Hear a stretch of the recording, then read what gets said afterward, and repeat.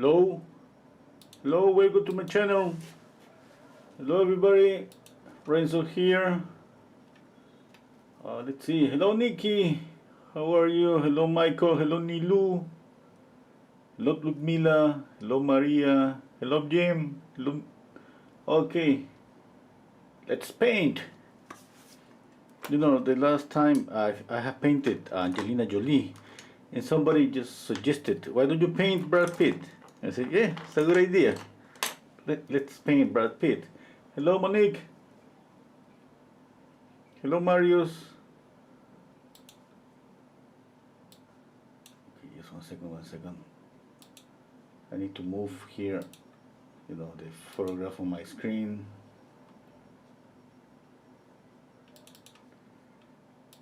Okay, I have to close some windows. Yeah. Now I need to check out some adjustments on my camera. Just one second.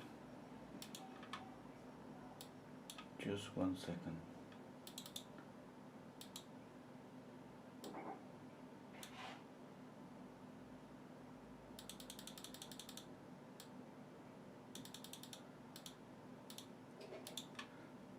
Okay, I'm gonna the colors I have here are titanium white, cadmium yellow, cadmium orange, cadmium red, permanent alizarin crimson, cobalt blue, and ivory black.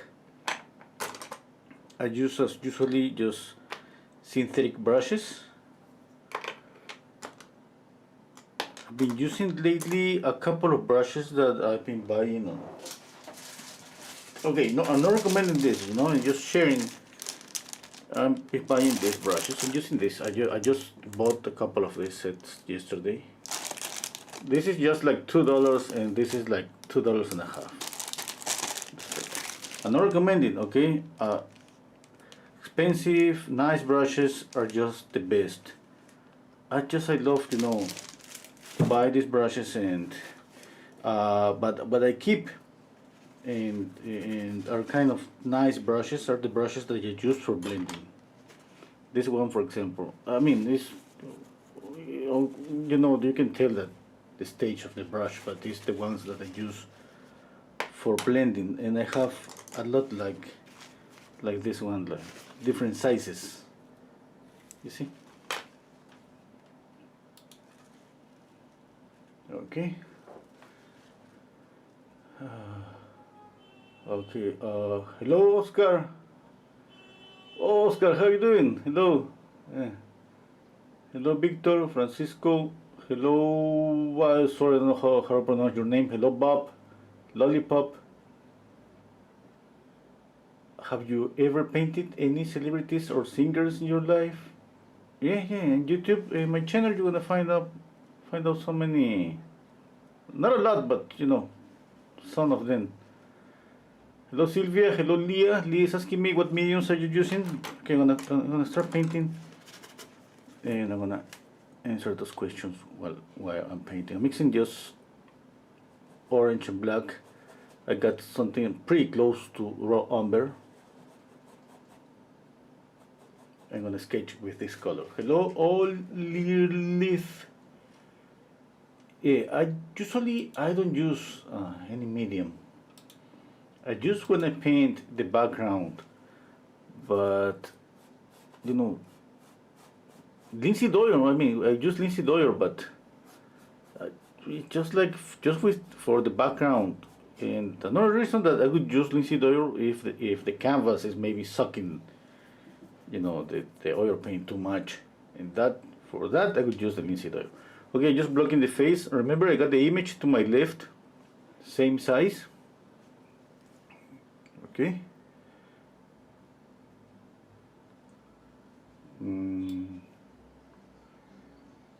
Just one little thing here.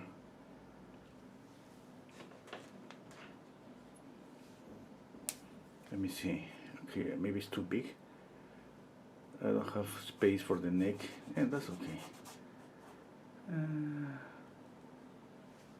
A little bit up. Yeah.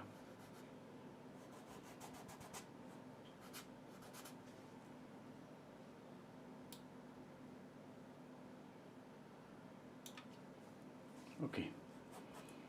As usually, I just a blocking that is pretty common. The follow just the canon. I mean, just the regular proportions. Okay.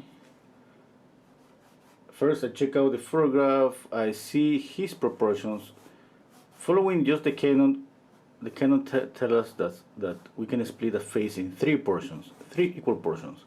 Now, pretty soon I can tell that he has kind of a short nose, a higher forehead, and even a higher, chin, mandible. Yeah? Okay, let me see here. Stepping back, just want to check out if the size of the face is good. Yeah, I think it's good.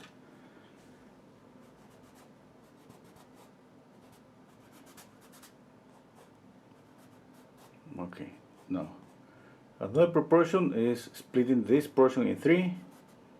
I mean, you will know that by now because I keep repeating the same, like in every live stream, and from here to here in two. I sit the mouth on top of this line, and I sit the eye, sorry, on top of this line, and I sit the mouth on top of this line. Okay.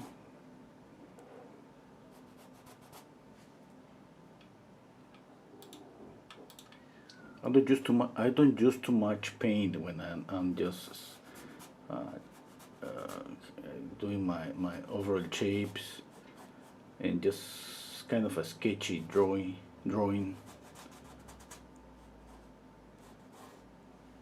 Yeah. Okay. First, usually I start just thinking about values, light, midtones, and shadows. Okay. After that, I think about color, about the reddish and greenish areas on the face, or if I'm gonna add a reflected light or something like that, or I'm gonna create more contrast on the painting. Okay. I can do that in a separate way, like just create 4 or 5 values and paint, just like I'm drawing, just with one color, or I can just combine adding color and value at the same time. Okay, I'm gonna read some questions. Hello, Cliuso. Okay. Hello, Jonas. Jim is asking, do you find much difference in using an oil primed canvas rather than an acrylic primed canvas? Yeah, to be honest, I don't see a difference. Yeah. No, I mean the few times that I haven't ever kind of bought oil primed canvas. Okay, what I have done is just prepare my own with a really thick layer of oil paint. From my leftovers, I have prepared like maybe 5, maybe no more than 10 canvases. Okay, and that was pretty nice. That was pretty nice, just like just acrylic. That's just like acrylic canvas. But just a couple of times when I added too much oil paint, it was pretty soft. I liked it a lot. Okay, I didn't have the opportunity to do it again because I have to be, let's say, more prepared because I gotta let it dry the canvas for at least with for a couple of days and being pretty careful. And if I prepare my canvas with gesso, it's just it takes like maybe 30 minutes and that's okay. Okay, I'm preparing orange and white. I'm gonna knock down this orange with a touch of blue. But when I have prepared my canvases with oil paint, and it's just I gotta be kind of checking the canvas because it happens because I have 5 cats, they going around the house, and one little dog, and I remember when I was kind of protecting one of my paintings I like it, one painting especially, it was like, hey, I'm gonna just keep this high, you know, in a place that's gonna be safe. And one day I went to check out this painting, and what happens, it looks like one cat was sleeping on the painting. You know, it was pretty high. You know, that's kind of silly for me to think that because it was high, it's a cat. You know, they love go really high on, you know, on the house, on the roof. And uh, my little cat kind of ruined my painting. And that's one of the reasons that when I finish up this painting, for example, this stays on my easel, or I just hang on my wall and then close the door here, it's pretty safe. Okay? But when I prepare the canvas, I just prefer to put it upside. Yeah. Okay, let's see. I'm just painting lights. I can see the light is coming from here. The face is something rounded. Yeah. And when the face, let's say any object is rounded, the light hits and the light spreads on the face like that, you know. And because of the planes of the face, we can see clearly the shadows.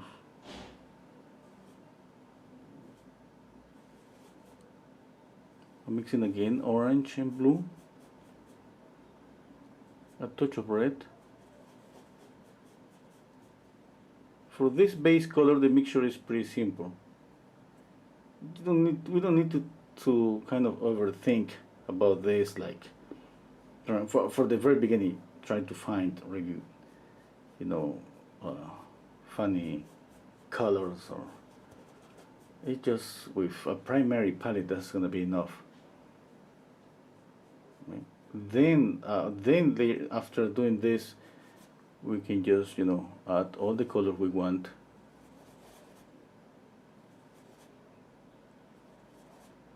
I'm knocking down more this orange. Okay. I got this color represents light, and this shadow, I'm just simplifying the face to 2 values.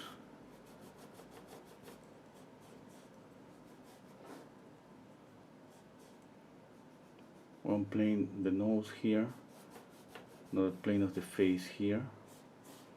I see the cast shadow that has kind of a triangular shape. Look at this triangular shape here. Cast shadow from the nose, shadow below the mouth, a shadow here, this on top of the eyebrow.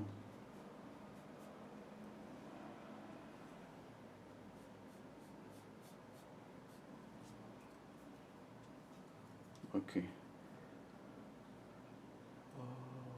Okay, now let's mix a different value, a mid-tone.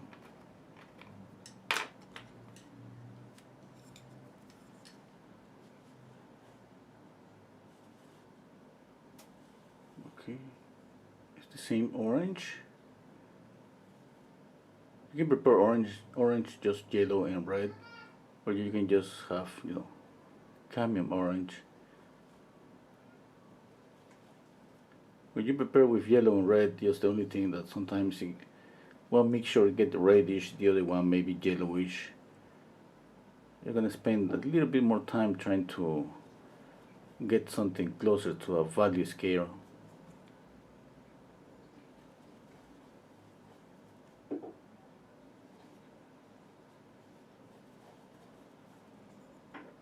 Okay, there is a mid-tone.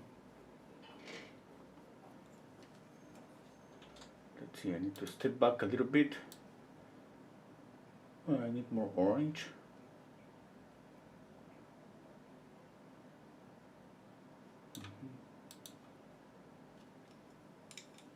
Hello, Rosario. Thank you. Welcome back, Nikki.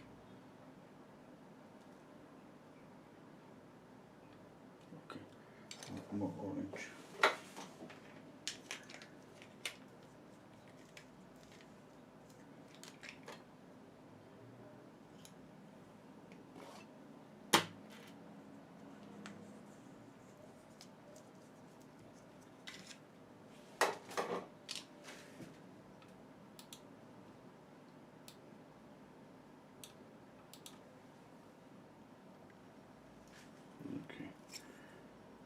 more orange to this mid-tone. Let's see here.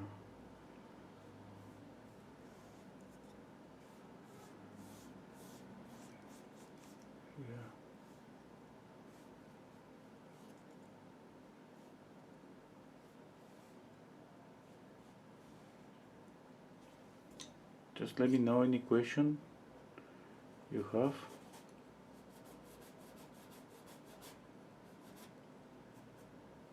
I'm more than happy to try to answer any question.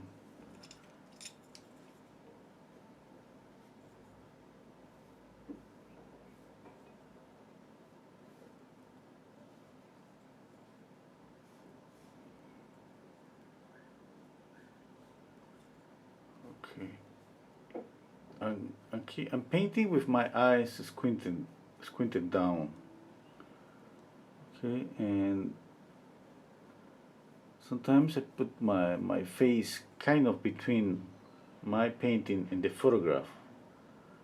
You know, here kind of my face is looking here, and then I move my eyes, you know, from the painting to the photograph.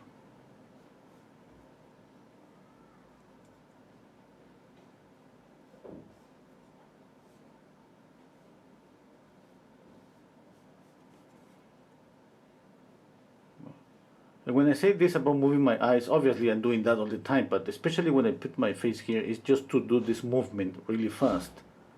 Okay, really fast.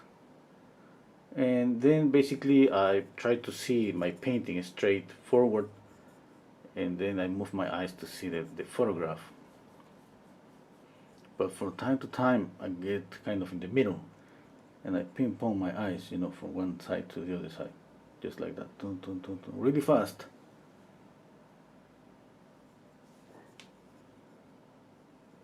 I think that's the best way that that I have to find out mistakes or differences. Even at this stage, you know, that we don't see that much. Just by doing that, I can see, you know, that I have something wrong in some area.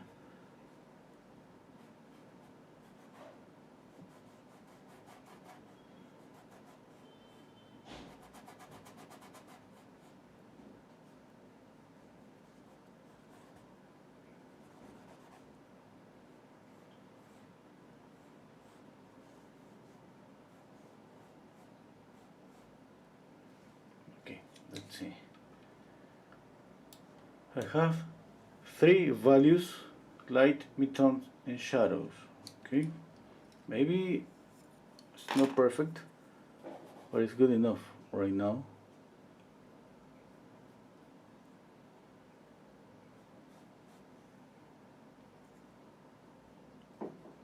I'm gonna add some highlights. Okay. I'm going to paint the hair, highlight the hair and the background.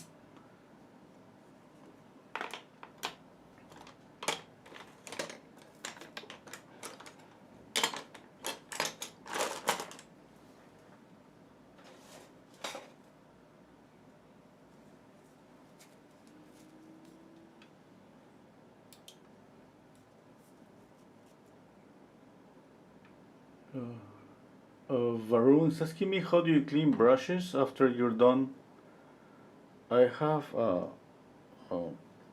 some turpenoid, and I just leave the brushes there like for a couple of hours.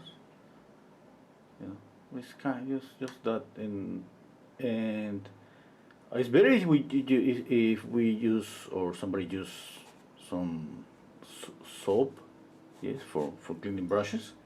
In my case, kind of I'm painting daily. You know, I know that it's been like 2 weeks since I'm making a live stream here on YouTube, but usually I'm painting daily. You know, and that kind of pick up my brushes from this turpenoid jar that I have here, and I use them. I finish up, I put them there, and you know, next time I pick them up again and just continue painting.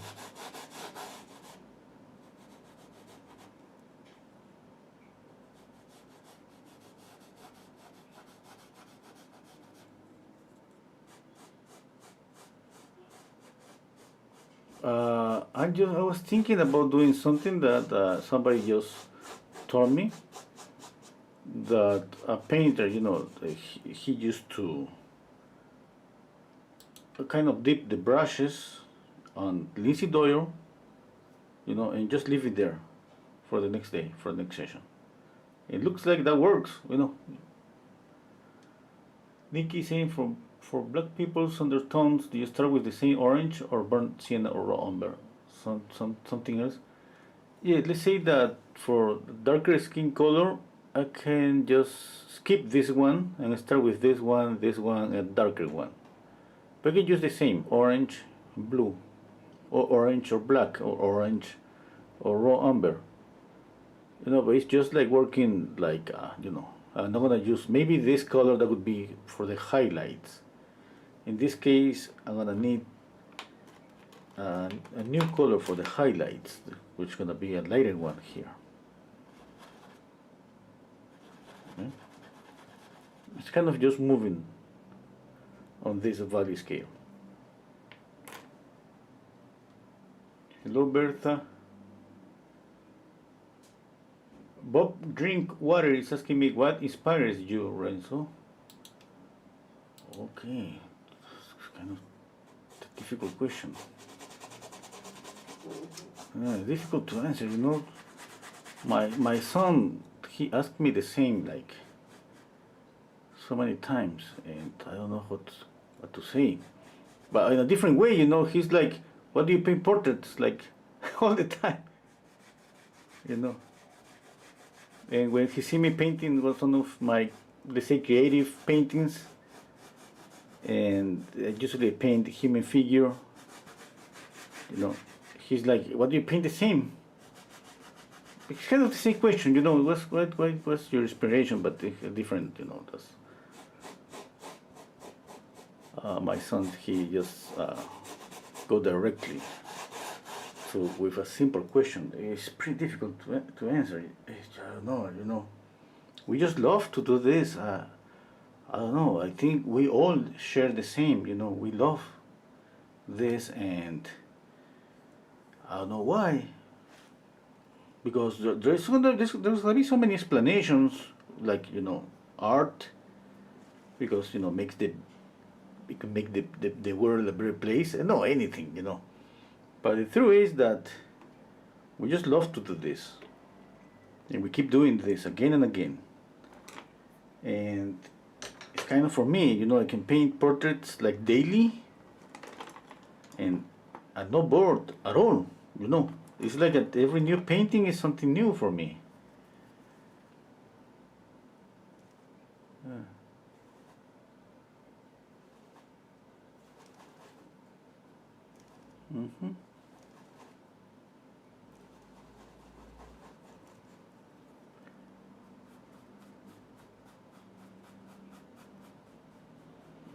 Who knows? And I love, the time. It's just like when I paint, I just in some kind of capsule, trapped on time, and that's the time that I'm gonna spend painting, and not just for YouTube. It's just when I paint my own works. I start painting, and I know that's I'm gonna be painting for maybe 4, 5, 6 hours. It's been a long time since I spent like that, but used to paint like 8, 10 hours, even more. And that was pretty nice. That maybe now that I'm thinking that I love to travel a lot. I think it's been a little while since I go. But when I used to work as a teacher, I used to come back home like every weekend, and that was kind of an 8 hours trip, like by car. And I usually took a bus, and when you get in the bus, you're kind of trapped there, just 8 hours inside the bus. It's kind of the same when you paint. You're in a place that there's no escape, and you don't want to escape that place.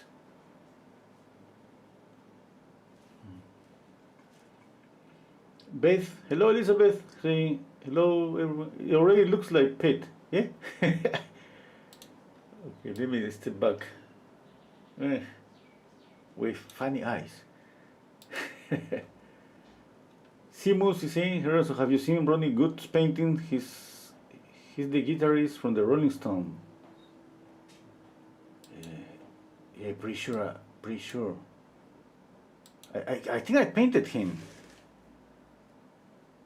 Oh, no remember, don't remember clearly, but I think I painted him. Maybe.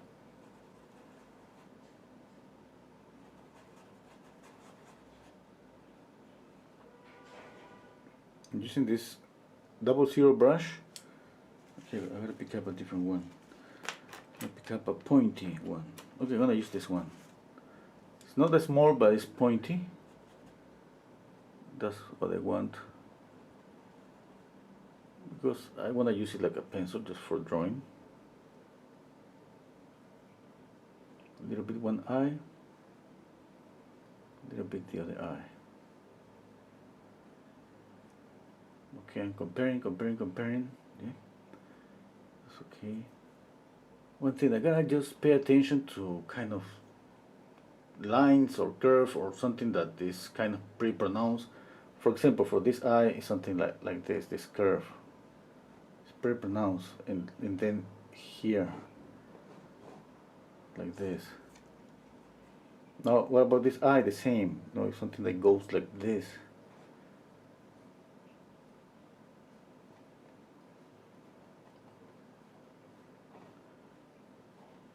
Okay.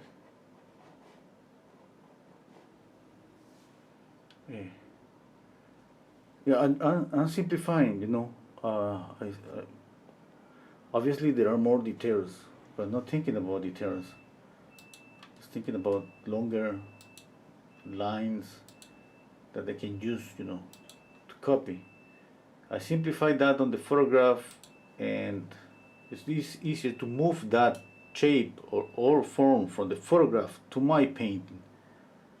That's why I keep simplifying to squares, triangles, circles, anything, you know. Exploring history. Why are you not doing YouTube live so often? Lately I've been, you know, I have my aunt. She's pretty old, and she had an accident. She's in bed now, and you know I have to take care of her because she didn't have any children, and she lives with my mom. And my mom is almost 90 years old. My aunt is 86 years old. Yeah, and yeah, basically I gotta take care of her. And she's kind of like a baby, you know, using diapers and all of that. Okay, and I'm just working as a nurse, basically. Okay, what was that?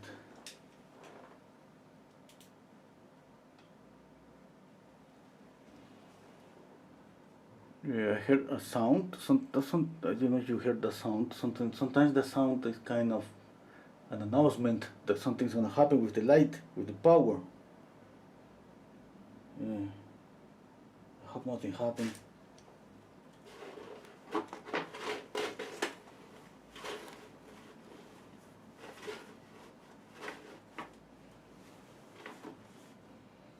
You know, and just you know, life is just like that. And now I'm kind of trying to split my time, you know, with my classes. I'm trying to go live in YouTube, and I'm trying to paint, you know, daily a little bit.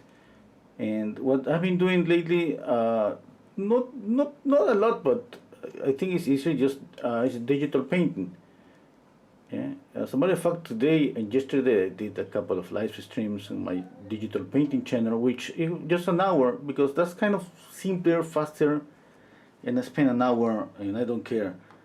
about likeness or nothing like that, because it's more like just exercising and just trying to paint in some way. Okay? But I'm organizing, right now my time. Eventually, I'm planning to go back to at least once a week or twice a week to make live streams. But I gotta find, somebody that take care of my end, and somebody that I can trust, and I'm looking for that right now. Okay, let's go back. I see this. Always check out. Usually we see a kind of a 45-degree angle. Remember here, and here. Okay.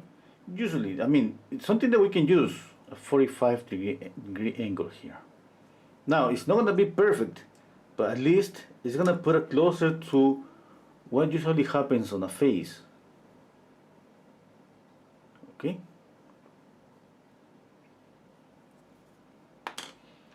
Another thing, I live in Peru, South America, and we kind of used to have a custom that we take care of older people. We don't used to send them to take care house or something like that. I don't know how they call it. It's kind of older people stay at home, living with us until the day they, go, and we take care of them. That's just the way it is here. I'm not just here, it's like that. I'm speaking especially about custom. Yeah? That when you're even a kid, it's like you're kind of being prepared. When somebody tells you, hey, that's your grandma, your grandpa, one day you're gonna change the diapers of your mom or your dad.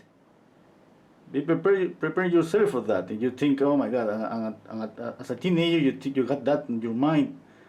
And at some point, that comment that stay with you, like, hey, one day it's gonna be my time to take care of my mom and dad. Yeah? And the other thing is that I don't have any more options, I'm the only one here. Yeah, not that good. I'm just the only one here.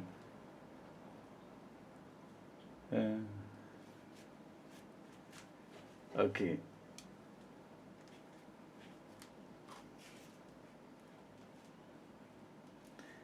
Okay. Let's continue. I'm just checking right now. Okay, let's draw now this area. The nose, for example, is kind of easy. Easy in what way? That I can just draw the nose, I'm thinking in one line like this and one line like that. That puts me pretty close, Yes? Now, if the nose is like this, and I draw the nose is like this, basically. Like a V shape, and I draw the nose like this. Yeah, I know something is not okay. What I'm paying attention to, a simple shape. Okay? For the mouth, it looks pretty straight. One thing that I can use in the mouth is just this. Looks like a little house. Yeah. One thing that's going to be difficult always is about the width of the face. Because positioning the eyes, the nose, and the mouth, if you do what I do, that I have the image to my left, you're going to see this kind of, let's say, a little bit easier. Because it's pretty close, and you can see, hey, these eyes on the photograph are kind of aligned on this horizontal axis to the eyes on my painting. The same that's going to be for the nose and the mouth. The width is a different story, and one way is just based sometimes measuring. Yeah, we measure, and yes, measuring is a tool that we have to use. Okay, I always mention. The first thing I learned when I was in the School of Art, it was measuring. I remember the first class, our teacher was like, pick up your pencil like this, use your finger, and measure. Extend your arm. You don't bend, your arm, just straight forward, and do this. And place a mark on the floor. You stand up there, and from there you measure, and every time from the same spot. Yeah.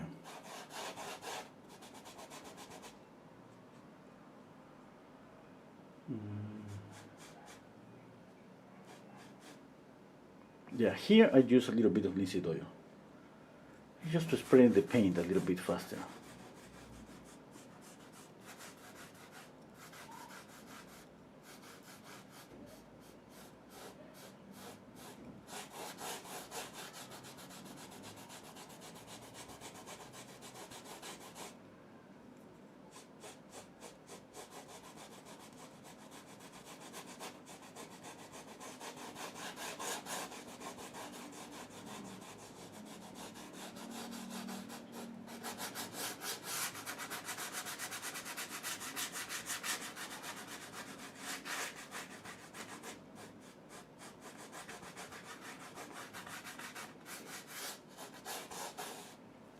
Okay, need to step back, move my face a little bit to the left, moving my eyes left to right, checking out the shape of the forehead, for example. It looks like a rectangle.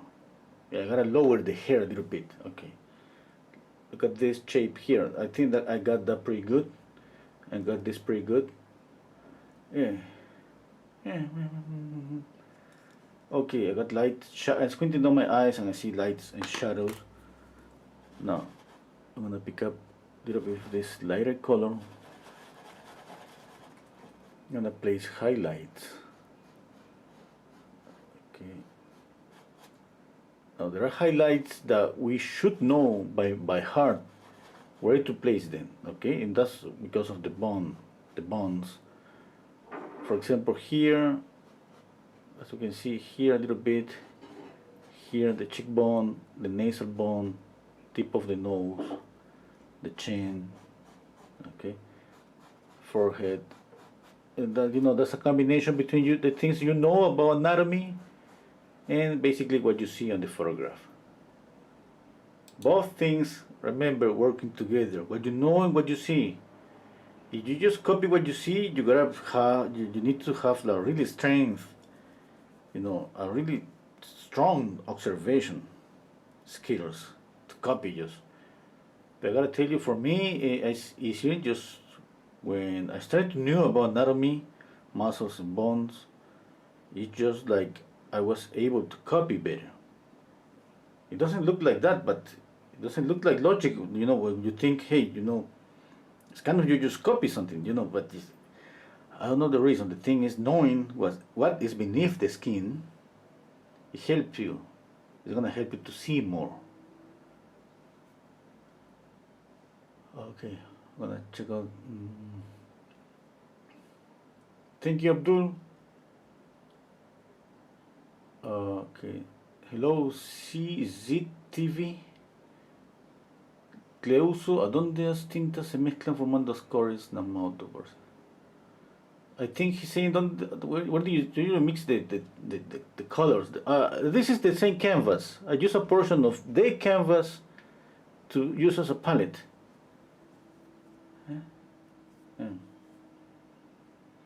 Nikki saying you're doing your duty for them and have all respect, but you must take care of you too. Yeah, thank you. We understand when you are busy or need a rest break. We all enjoy learning from you so much, but we can't wait. Okay. Oh, we can wait. Oh, I thought you said we can't wait. Bob Drinkwater is saying, what's the largest painting you have ever done, Renzo? Yeah, I painted. It was a human. The first one was a human figure. It was like a 60 inches by 60 inches. That would be something like 2 meters by 2 meters. And I remember perfectly because, you know, I was in Colombia. I went to Colombia in the second year when I was studying at the School of Art. The second year, one of my friends, he had one of his brothers. He used to work in Colombia just selling paintings. And he was a painter. I mean, pretty sure he's still a painter. and he was trying like, hey, we need a painter here to work faster because we're doing pretty good. And one of my friends told me, hey, do you want to go to Colombia to work with my brother? And I was like, yeah, yeah. I went there, I started to work, and there I got that commission. Like, when you paint a woman like resting, you know, and it's like 2 meters or 2 meters and a half, I think it was. It's like in inches or foot, like 8 or 9 foot long by 5 foot. It was pretty huge.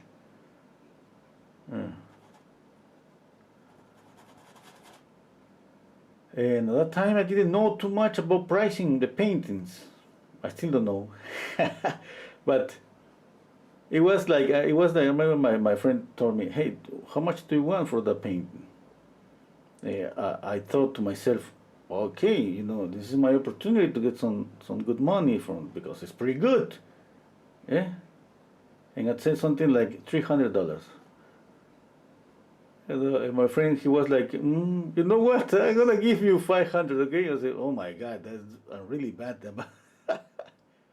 Because when I was working there, I was working like an employee, like with a salary. No, they didn't pay me for painting. They pay me basically for just a working day. And for me, that was pretty fun. I was in my 20s. I used to, since I wanted to know the city and have a good time on the city, I used to start painting at kind of, I don't remember at the time. If it was a normal day, I used to start painting at 6 p.m. and I ended up painting like 4 a.m. I went to bed. And on the weekends, I used to paint like, from 4 a.m., something like that, to 5 p.m., 6 p.m. And then I could go out to enjoy the city on the weekends. And I was in my 20s, and at that time, it's kind of, if I didn't sleep a day or 2 days, that was okay. Okay. Now I'm just having, like, you see, basically we see basically just one color. Look at the value scale on my palette. Yeah, look at the value scale here. Now I always recommend to have an order on the palette. That's gonna help you a lot. Yeah, that's gonna show you the note. First, the palette gotta show the process. Here's pretty clear about values. Now from here it comes kind of working as a sculpture. That means it's molding, following the form of the face, a rounded form, a cylindrical form, following what we call the primary form of the face. And we do that when we blend, if we want to blend, okay? Or we do that just laying down more values and controlling how the values move on the face, showing or creating volume. For example, here, this is something rounded, and we gotta just, mold this or paint this or whatever you want it, call it, just to create the illusion that there's something rounded. Okay? Let me check out this. Yeah. Now, what I do at the same time, like, I'm basically painting and drawing because I'm comparing and trying to capture the likeness. Yeah. Yeah.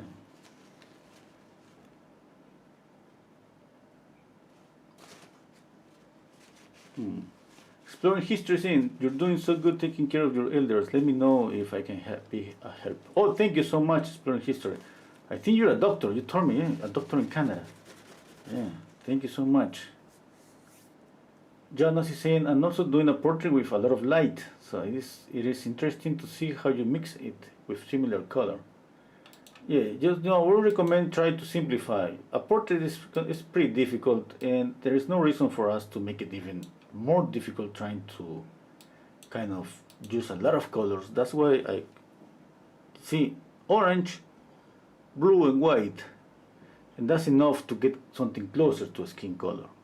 From here, there's going to be a lot of adjustments because there's no way that to be so precise when we paint at la prima. There's no way like, you know, I'm going to mix this color, I'm going to lay it down, it's going to be perfect. No. But you know one thing, if I don't show the photograph to anyone, to no one, I can just add a little bit of red, green here to the face, and I can get away with the painting. And everybody's gonna think, oh, that's skin color. Oh, maybe he's gonna say, okay, Brad Pitt maybe it's more pinky, or maybe her skin is a little bit lighter. Things like that, you know. But usually we see even the skin color change depending on the light situation. You know, if somebody is just facing a sunset, the skin color become orangey, or if somebody is just in a different place, it changes, you know, because it has to do with the ambient light and a lot of things that happens on with the ambient light. But when it's about comparing, that's optional. I love to get closer to the photograph, but no, it's not like I'm dying for that. It's more like another thing that happens. I forget when it's about the likeness. The likeness, that's gonna be always the more difficult thing. You know, when the likeness is okay, usually people forget about different things. You know, like the skin color is maybe it's not perfect. Don't know. That's what I have experienced. Yeah. Because when we see paintings, you know, painters are so free to add more color to a painting, more saturation, less saturation. You know, we're so free to make it changes on purpose. And at the same time, there are a lot of happy accidents when we paint.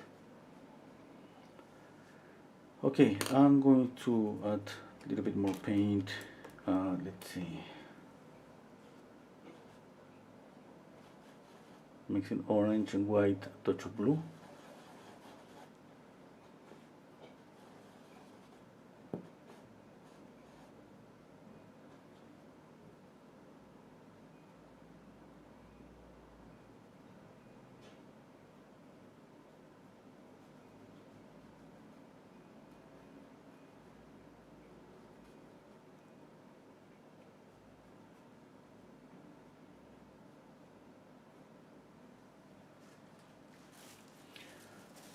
Let me check out.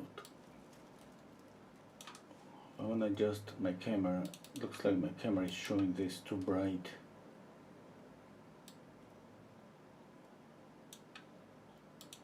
Yeah, I think that's better.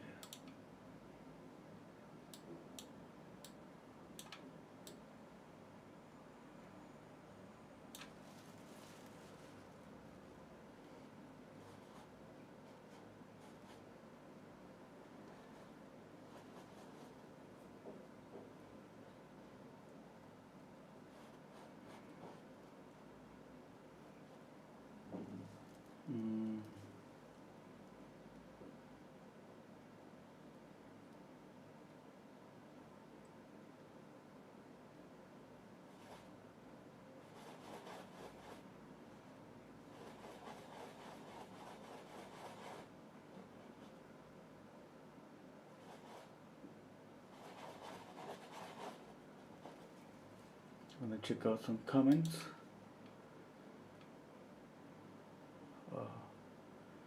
Okay. Hello, Sharon. Yeah, I supposed to paint Thursdays, but yesterday was, I don't know what I was doing. Oh my God, I don't remember. But I was out. I was out doing something.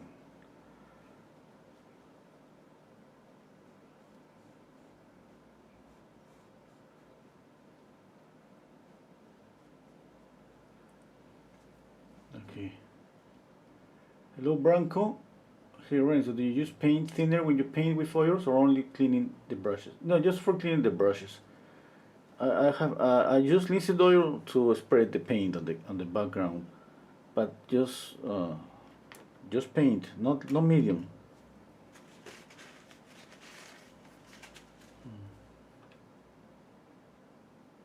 Mm. Felix under saying, I struggle a lot when women have a lot of makeup on. Do you have the same thing? Yeah, yeah, yeah. Yeah, that's a problem, you know. That's is just like uh yeah, I could tell you, you know, it depends on, because when we paint a commission, I always gonna remember a commission that I told you all about, you know, another live stream.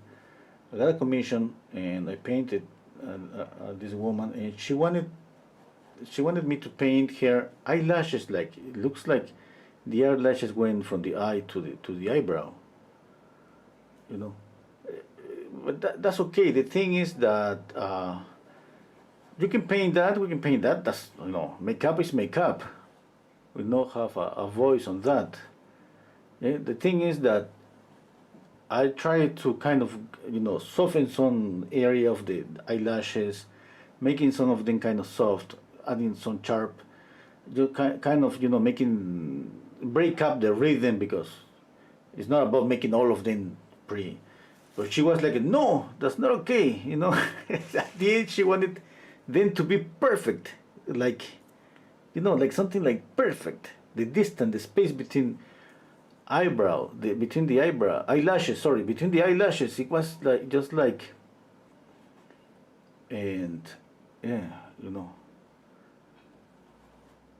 At the end, I did it because it was kind of it becomes kind of a something that I was doing something and she was always complaining. And I was doing again and she was trying to complain. And at the end, I said, "Okay, I'm just gonna paint just huge eyelashes." And it looks like she had a couple of spiders just in the eyes, and she was like, "Oh my God, that's what I wanted. It's beautiful." Yeah. And for me, I was like, "I'm not gonna sign that portrait," you know, because uh, and yeah, it's just like two things. Okay, you paint, you do what you wanna do, but the client is a client. A client is a client, and so when somebody wants something, just wants something. That's up to you if you follow that. You know?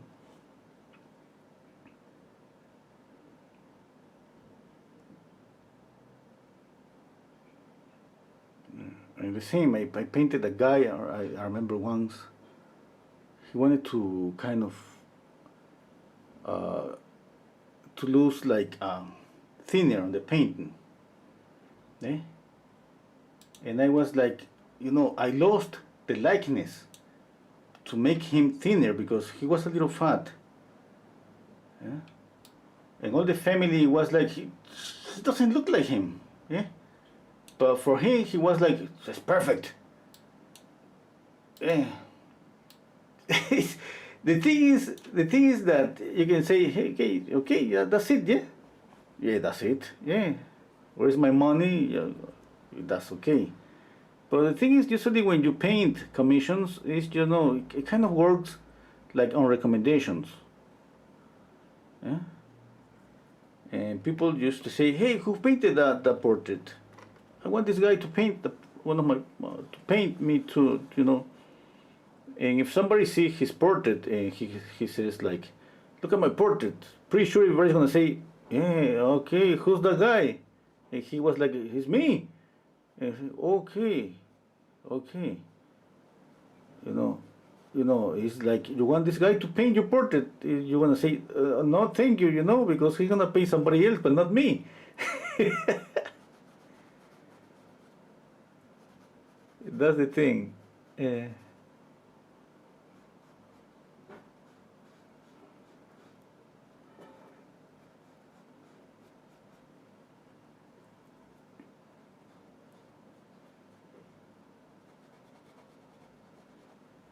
okay. Let's see. I wanna paint the mouth. I have a lot of stories about commissions. Wow, that's you know, I have for some of them just kind of I have some flashbacks on those stories, like so many. It's been so many years that I've been painting commissions. So many years, like maybe more than 20 years. It's a lot of, a lot of paintings.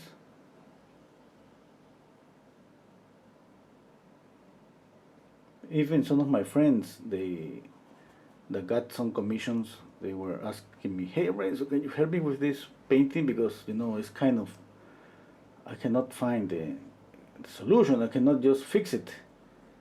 The client keeps saying that it doesn't look like him. It doesn't look like her. Yeah.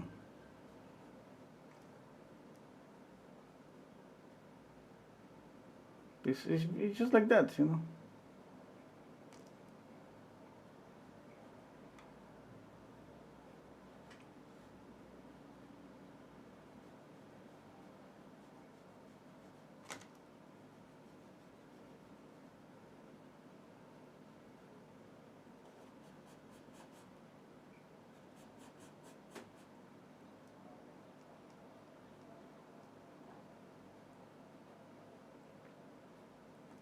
Okay. I want to start adding a little bit of color to the face, a little bit of reddish. For example, here, reddish color. This area, the upper and lower eyelid are a little bit more reddish. There's more blood. The nose, the same. Okay, the chin. We don't see the chin. The cheeks, but in this case, because obviously, I'm not gonna exaggerate those colors a lot because he's a man, I don't want him to look like with really pinky cheeks. But a little bit is gonna be okay. And then green. Green is a color that we can exaggerate. And we can add a lot of green to a man's face.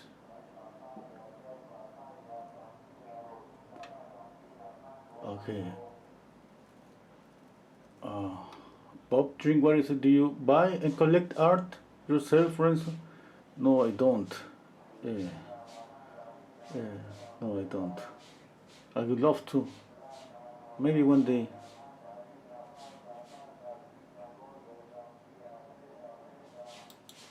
Yeah. The face is kind of twisted, the side. Yeah. Okay. Okay. Let's add some green. Let's pick up a brush.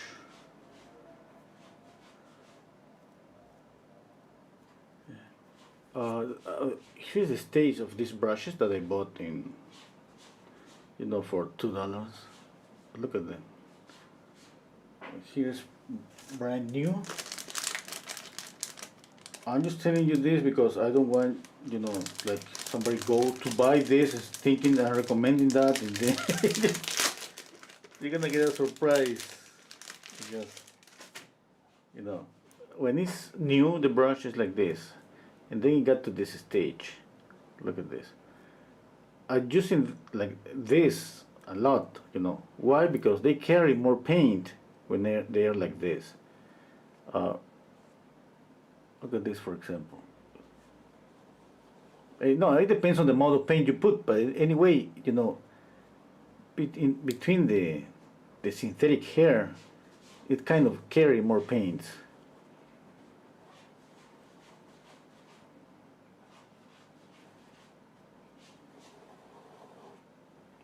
Obviously, I'm not going to blend with a brush like this. It's basically just to lay down paint. Yeah? That's why I'm mentioning, just sharing, what I bought like yesterday, this set, but not recommending, remember, not recommending. Okay? Because if somebody just go and buy, like thinking, hey, I'm gonna just think it's a pretty good deal, $2 for like 12 brushes. Yeah. That's gonna be the struggle. They got to this stage really fast because they are pretty cheap.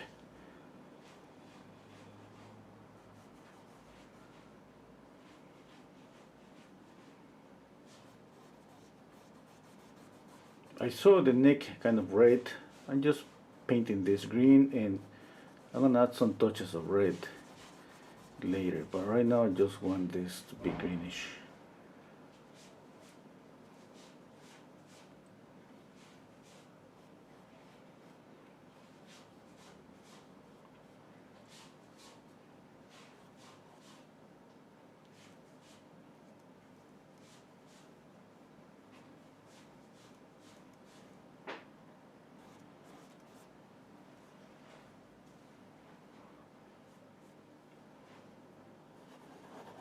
I'm gonna move this green up here.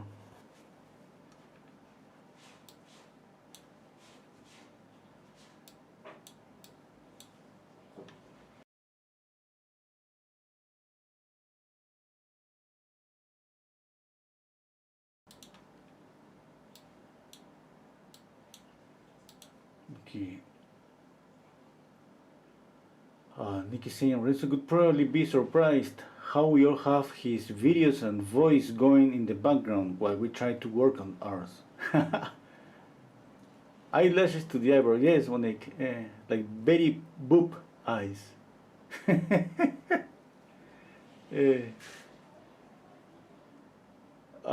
Jonas is saying, what's your most memorable commission? And was it someone famous? No. Two memorable commissions that I have. Maybe more than, no, more than two. Yeah, because each one has something different. One is because the price, I was surprised because about the price. The other one, it was just because the situation was pretty funny.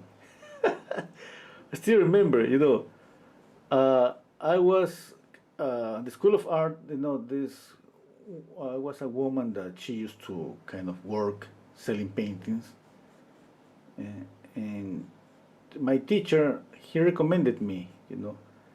He was like, "Hey, you can use Renzo to paint portraits if you got some commissions." And she was like, "Oh, pretty nice." And then she started to call me. I got some commissions from her. And one day she was, oh, okay, I want you to paint me because I want, and yeah, and she gave me a photograph, and she was like, correcting me the painting, like make me a little bit younger here, there, and I think I got it. I think, I thought at the moment that, okay, that's her. She was pretty beautiful, and she looks like a little bit younger than what she wanted. It's just like, for example, I'm 50, if I'm gonna paint my self-portrait, I would love to paint myself like when I was maybe 40 or 30, yeah? Something like that, No big deal about that, that's pretty normal. And I'm pretty sure when I'm 60, I would love to paint myself when I'm 50. Yeah, okay. You got the idea. I did the painting. I went to her house, and there was her mom there. And her mom saw me with the painting, And she was like, oh, that's a nice painting. Okay, and I didn't say anything. And she was like, oh, that's pretty nice. Yeah, it's pretty beautiful. And who's she? And I said, oh my God, I'm gonna have a problem. I said, to myself. And I said, okay, I better go, and I fixed the painting at my house. And then she just came out, and then she was like, hey, that's the painting. Show me the painting. And she was with her friend. I showed her the painting, and she stared at the painting like for 1 minute, a longer minute. And there was, the mom, her, and her friend. And her friend, she screamed like, oh my God, that's you! That's you when you were in your 20s. I remember you so clearly. And she opened up her eyes so big, and she was like, oh my God, that's me, yeah. And her mom was like, it was like there just watching everything, and she was like, no, that's not you. And, oh my God, I was inside myself, shut up. And she was, Mom, shut up, you don't know anything. That's me. And her friend was, hey, that's you. Yeah. I got paid and ran away, you know. I ran away really fast before somebody called me back to fix the paint. That was pretty funny. I still remember that so vividly, so clearly. Yeah.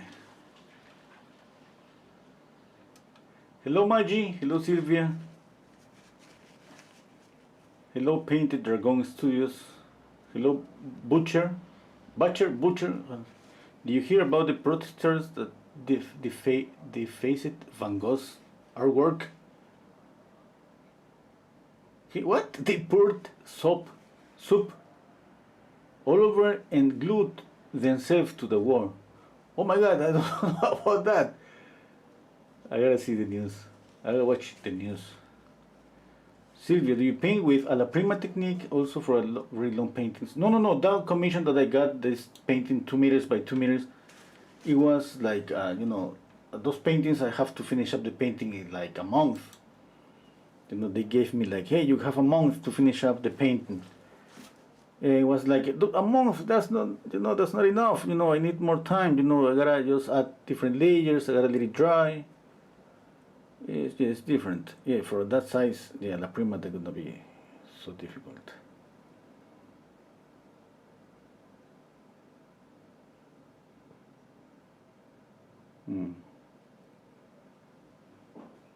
Yeah, it was pretty funny that time. And the second memorable commission, there was a guy that the one guy, he introduced me to this person that he bought some of my paintings, some of my creative paintings, let's say, original paintings. He wanted me to paint a commission, his granddaughter,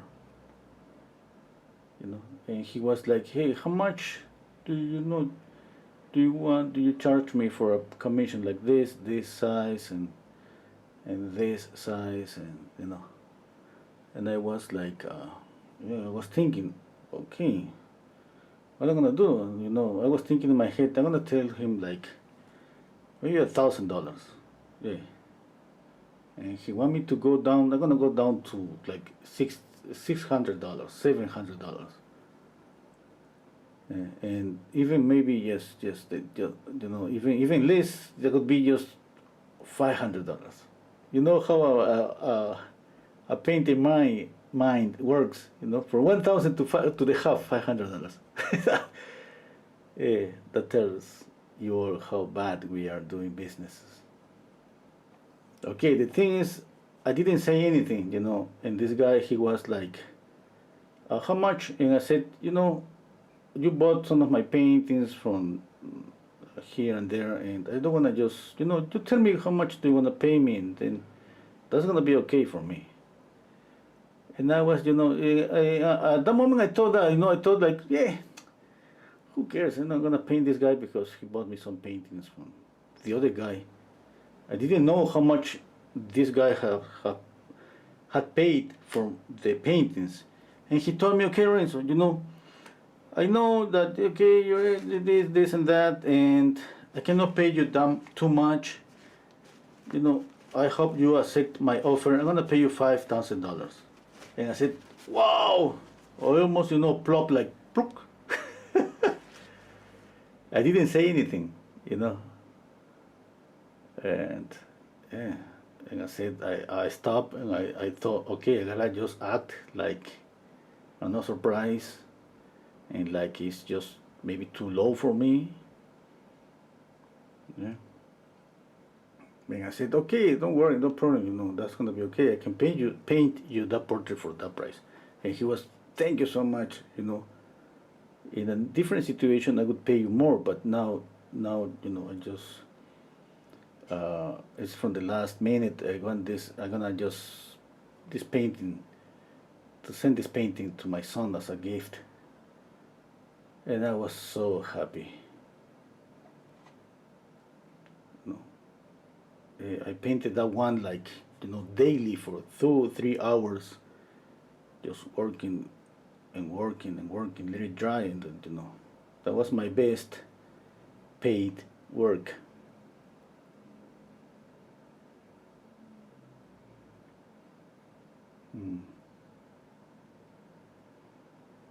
I was checking, I was thinking to paint commissions again, but kind of a stop. I got a few commissions that I gotta paint, but from time to time I kind of promote my commissions, and I was looking for prices. And I have found that's kind of common, to charge like $1,000, $2,000, $3,000 for a portrait.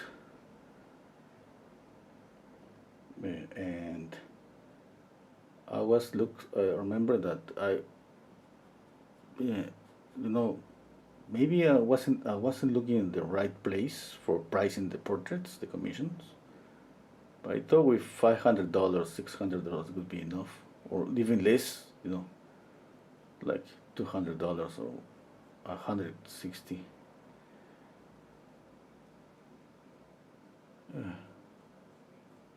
Too many different prices. Yeah.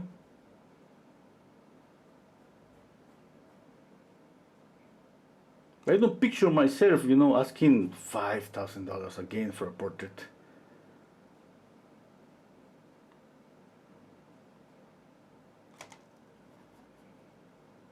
Yeah.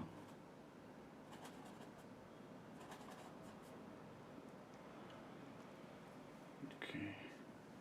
Got this light. Oh, okay, I gotta think about the width of the face.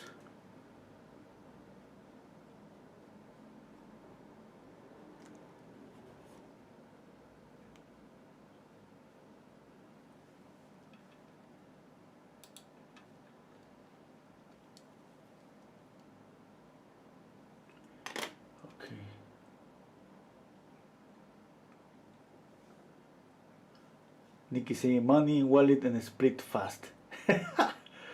Okay. Yeah.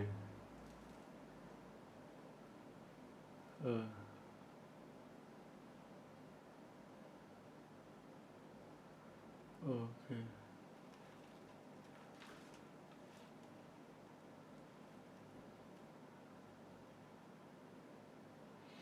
Oh, Sylvie saying, if I paint a portrait taken from a photo I found on Pinterest, do you think I might have copyright issues?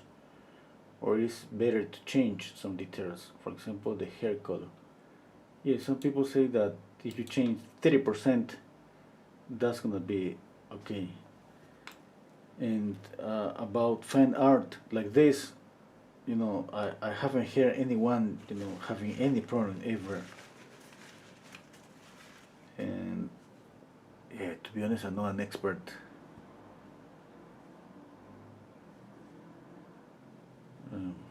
I post on the group on Facebook. I'm speaking to my patrons, and that we have a group, a private group on Facebook. A video. I found a painter. She explained this. She kind of investigated a little bit about copyright issues and all of that. And one thing I remember for sure, that looks like nobody ever has had any problem with copyright issues, copying even images from everywhere. It looks like when we turn some photograph into a painting, it looks like, I don't know, I don't remember, but it's just kind of it's just different than just picking up a photograph and selling the photograph. When it becomes a painting, something changed. Yeah, you all got to investigate about that. I don't remember exactly, but by the way, I gotta just promote my Patreon lessons. Wait. Don't go away.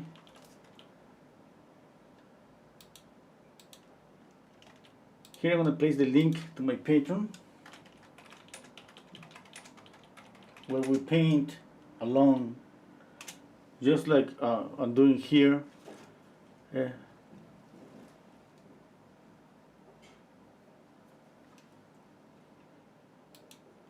And we paint together. I paint with my patrons, you know, like Saturdays, Tuesdays, Thursdays, Fridays critique, and Sundays. Yeah, I'm missing one day, kind of the whole week.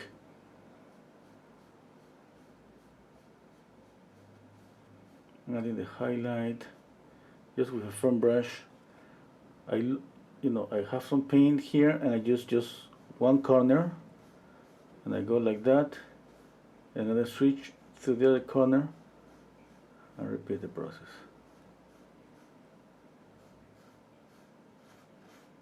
I think I need to add more here.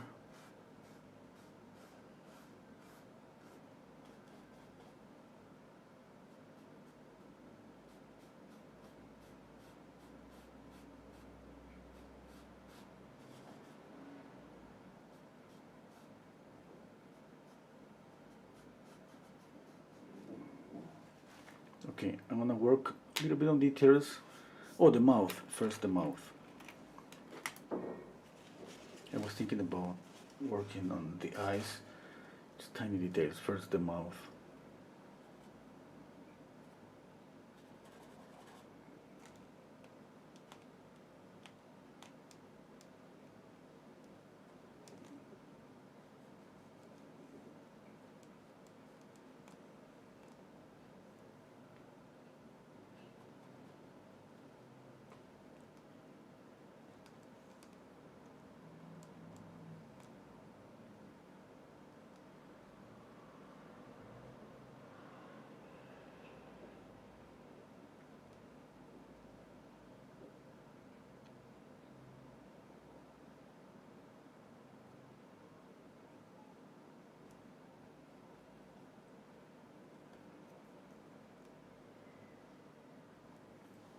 Okay.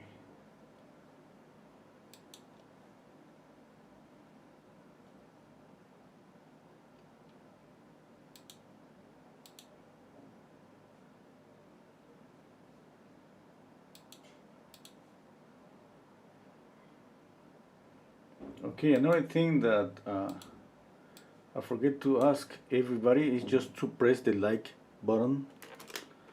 Looks like that helps a lot with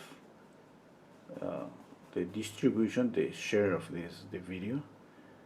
And when a lot of people press the like button, YouTube thinks, hey, that's a pretty good video. This guy is doing something good. And YouTube kind of, let's show this to more people.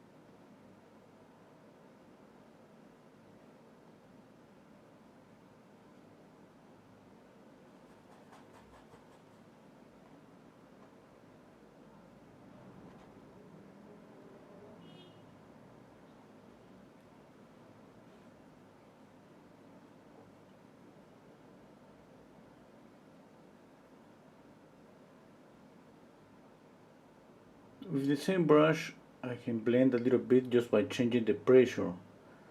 Okay, one thing is lay down the paint like this, and then just change the pressure, and you blend the edges of the brush stroke.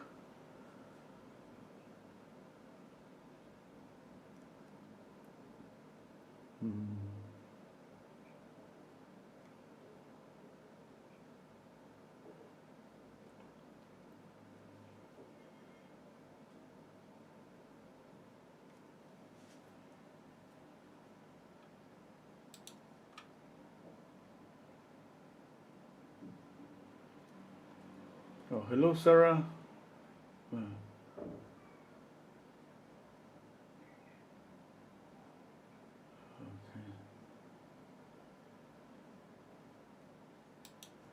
Okay, I'm squinting down my eyes. I'm gonna zoom in the photograph here. I'm gonna zoom in my painting.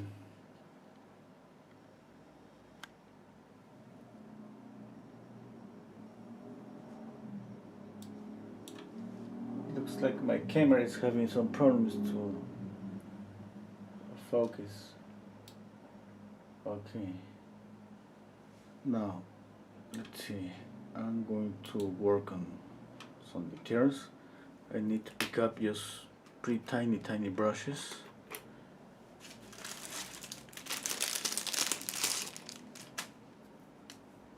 Got these two new brushes, 00. Okay, I'm gonna use one of these ones. Yeah, I'm mixing black and cadmium red and alizarin crimson.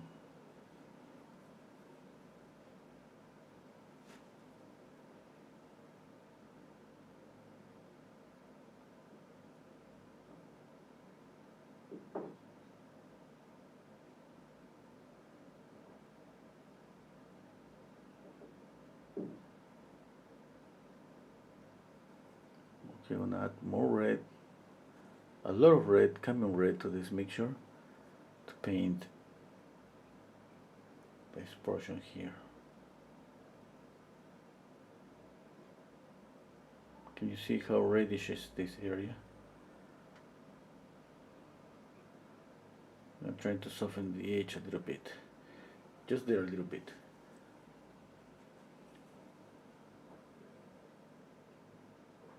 When the color goes to the shadow, it's not just darker, okay? It's a little bit more saturated. Now, it's sometimes difficult to notice that because it's darker. We can see more easily a saturated color when we see just a lighter color. You know, but let's say, for example, when we use a permanent alizarin crimson. Permanent alizarin crimson is a fully saturated color. Wow. My neighbor looks like he's... Can you hear the sound? He's working on something.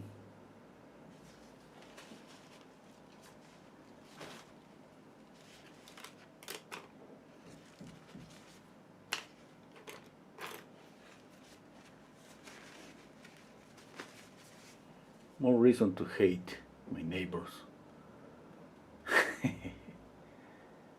But that's not my neighbor that lived to my right, that's the neighbor that lived to my left.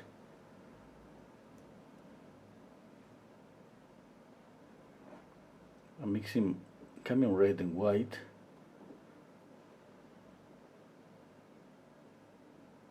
Can you see it's kind of pinky? Yep. Now I have a tiny brush here with a little bit of green.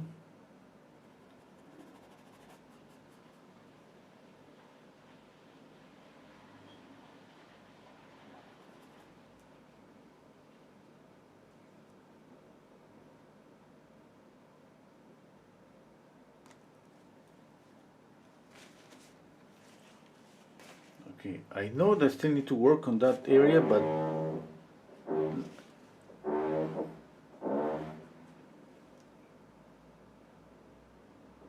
like I said before, I work a little bit and then I move, you know.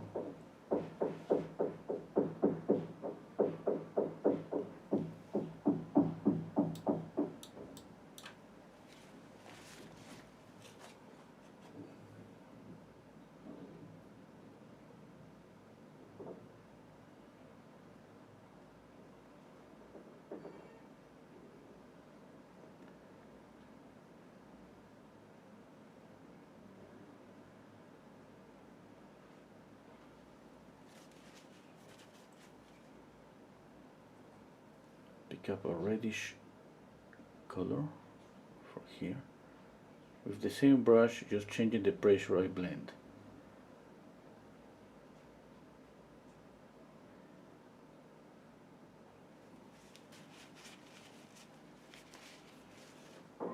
Now I pick up some green, a little bit darker.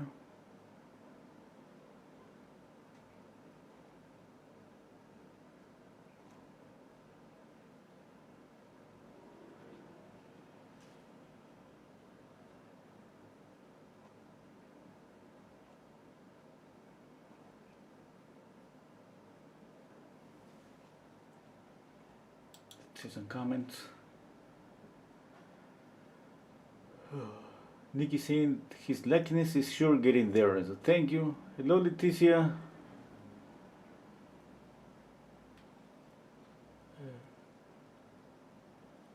Beth is saying, Renzo, don't star your neighbor.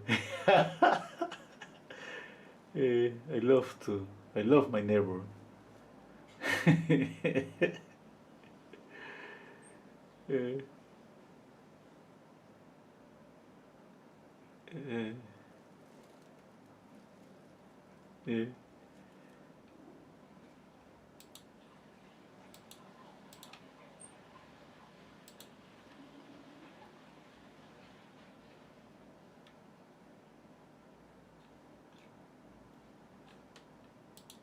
Okay, I was just stepping back. Oh, checking. Okay, yeah.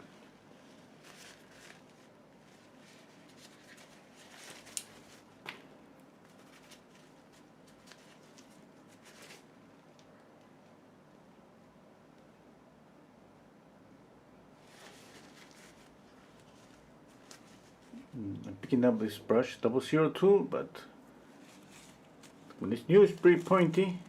Look at this stage now, and I can use it for blending a little bit.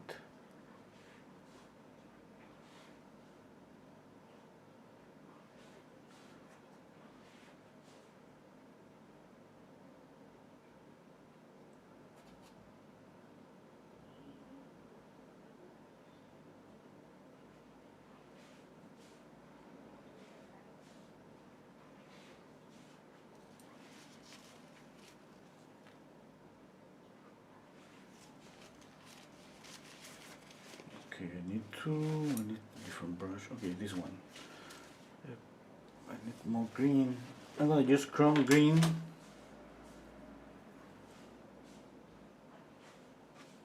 A little bit of chrome green. This color is pretty vivid. It's pretty strong. I'm just mixing with the green that already is here on my palette.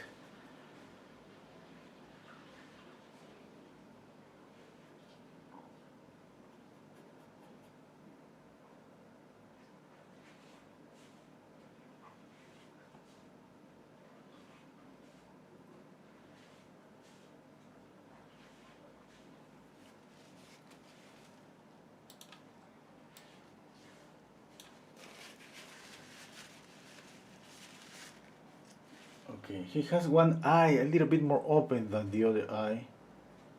Yeah. I see this pink here, I like it. I'm gonna add a little bit of pink here too. But let's see, not right now, it's too early to judge if something is okay. I continue painting, we continue doing adjustments, I continue painting, and at some point I'm gonna go back here if I think maybe in the next 30 minutes that this pink is too strong. I'm just going to knock it down.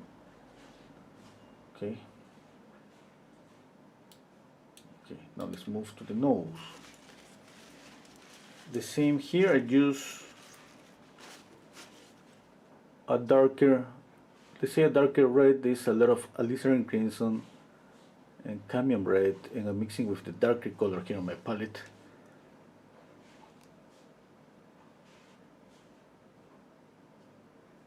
And definitely you see that color pretty close.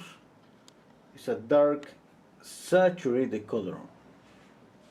Okay, I don't know if you can see the red there.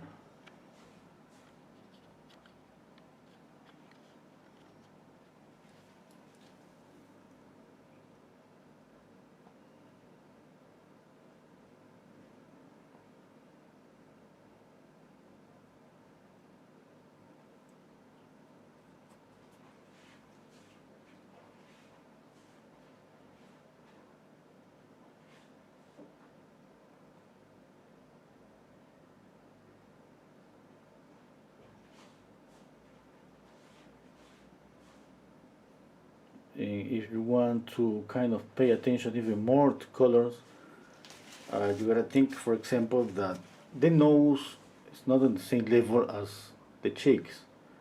And when something like that happens with between two objects, let's say this one has to be a little bit more saturated, the highlight here has to be brighter, okay? But sometimes at the end, at the very end, I get to that point, you know, to start thinking about those little things. Like, for example, when I add, if I'm gonna add a highlight, let's say that's the highlight. Let's say that's the highlight. Let's say, I mean, that's too bright, but let's say that's the highlight. Okay, I'm not gonna add the same highlight here. Why? Because the nose is closer to me. And if you study perspective rules, that says obviously that there is a difference between a light and an object that's, you know, a little away from us, and even the shadows, even the how do you say, the edges, everything change. It could be almost something that we don't see that clearly, you know. But knowing about that, put ourselves in a position that think that we can do something, you know. We can make an adjustment. We can do something, you know. Maybe a tiny little thing, but something to make a difference. Okay, thinking about that, what we can do is just, let's say, make the nose a little bit more colorful. Yeah.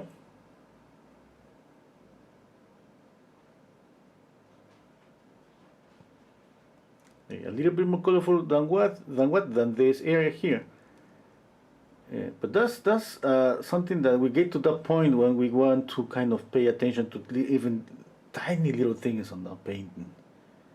Sometimes I just don't care about that much, but sometimes yes, I think, hey, you know, I'm gonna make this orangey. I'm gonna knock down the same color a little bit to put it here. I want this color to look kind of pinky, you know, but that pinky color, it should be at least 1-2% knocked down in comparison to the color on the nose.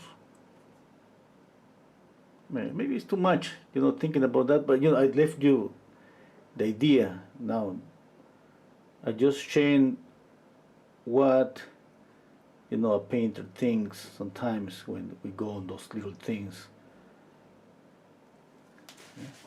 For example, if the nose is another thing that we can do. I added here pretty intense kind of a Listerine crimson, which is like a pretty saturated red, dark red. You know, it's saturated. There's no white in that color. Yeah. I can use some green too. If we think about, you know, contrast, what if I add some green here? What's going to happen with this green? This green is going to work to do what? To make the red that is here pop forward. That's going to be the only work of this green here. Okay? To make the nose, the reddish on the nose, pop forward.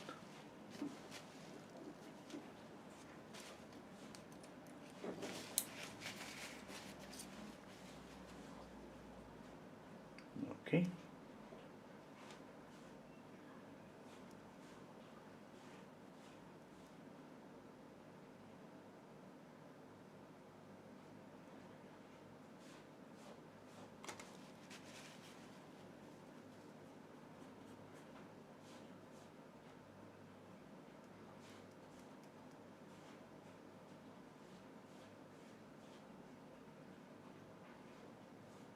Let's say that's homework.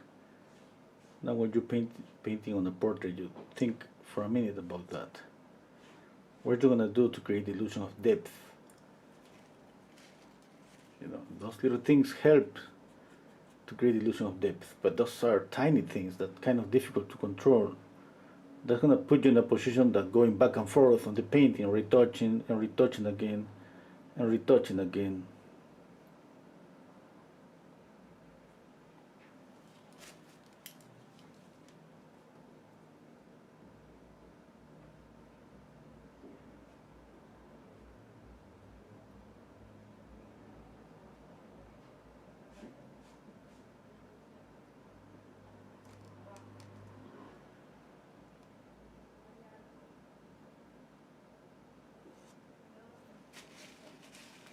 Another thing that we can do is just keep the nose, the edge of the nose a little bit sharper.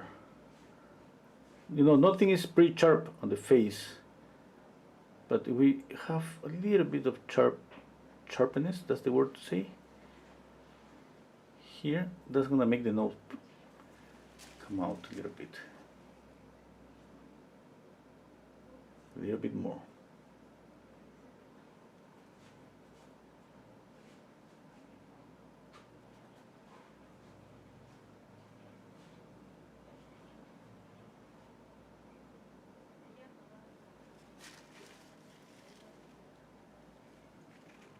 Okay, now the mouth.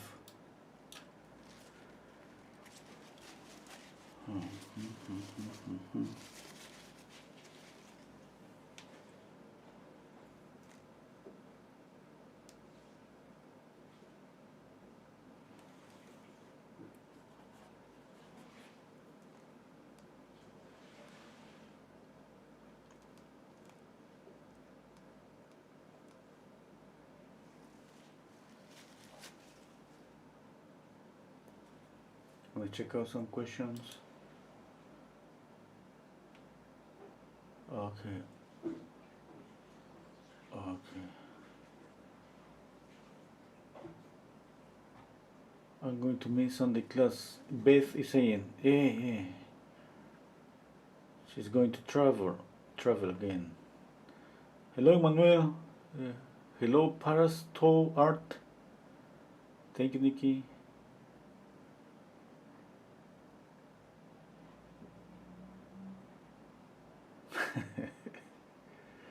Hello, Mohammed. Sylvie saying that Brad Pitt has blue eyes. Yeah. They're gonna change the color of the eyes. Thank you. You know, it's important detail. Sometimes, you know, I continue painting, and sometimes I forget those little things, you know, that are pretty important.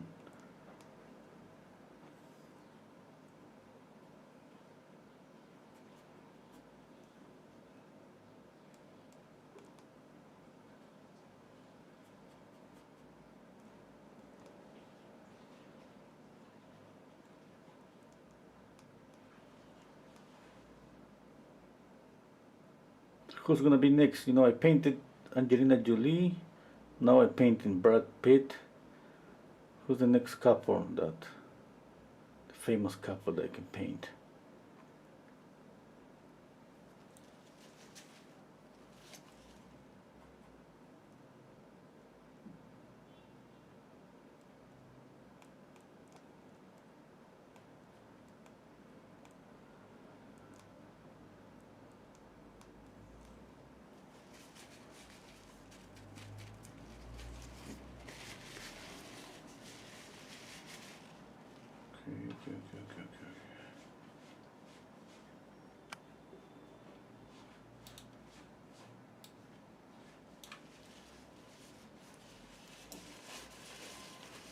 Okay. Kind of closer, eh? Kind of closer.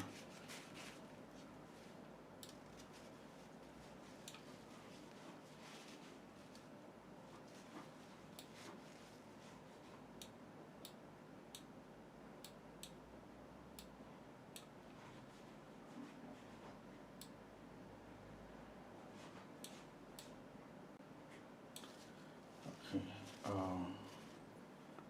Something about the width of the face that I gotta fix here.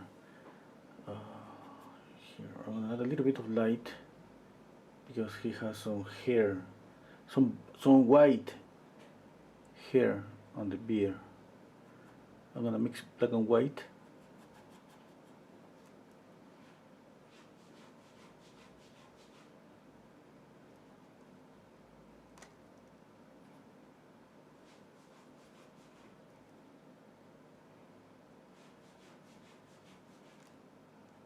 I think that helps to see here too.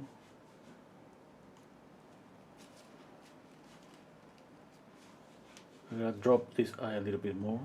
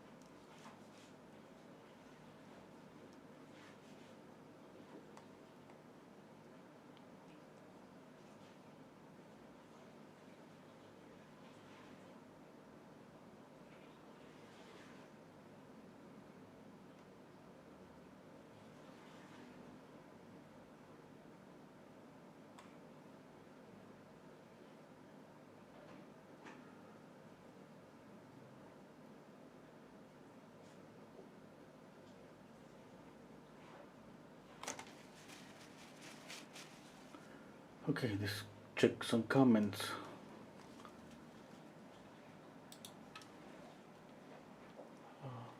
I've been wanting to paint Johnny Depp, a Jack Sparrow character too. Oh wow, that's a Joanne and Paul Newman. Wow, that's pretty nice. Yeah. They divorced a few years ago, I think. Oh, sorry. Yeah, yeah, I think I knew about that. I don't remember. Yeah, but this thing about painting Johnny Depp, yeah, and Paul Newman, I like the idea. Joanne and Paul Newman. Butcher, how about Christina Ricci as Wednesday, sorry, Adams for Halloween? Oh, yeah. Christina Ricci. Don't remember her. Christina Ricci. I think I remember her. That was the one that was the daughter from the Adams family. Yeah.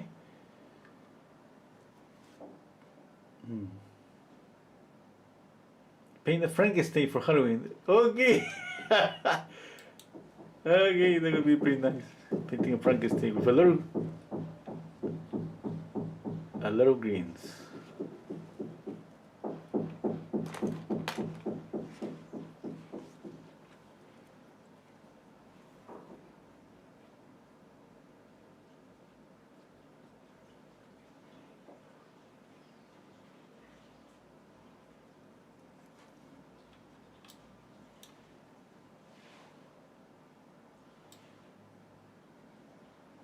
Mm.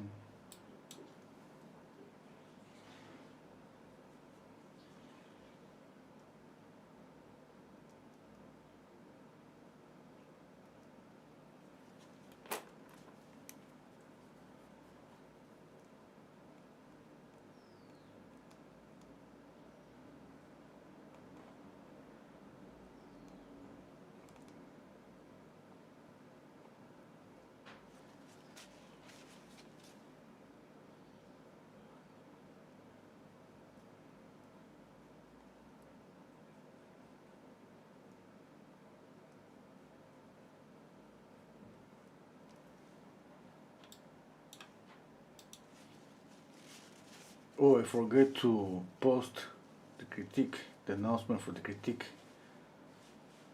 Butcher is saying, yeah, she was the daughter. Oh yeah, I remember her. Yeah, she has really huge eyes. That would be pretty nice to paint her. Yeah. What time? Critique tonight, 8 p.m. Yeah, that'll be 8 p.m.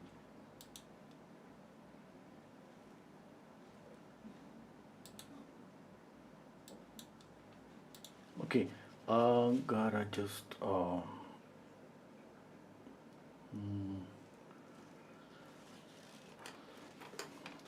okay, I just moving my eyes left to right really fast, trying to find out mistakes.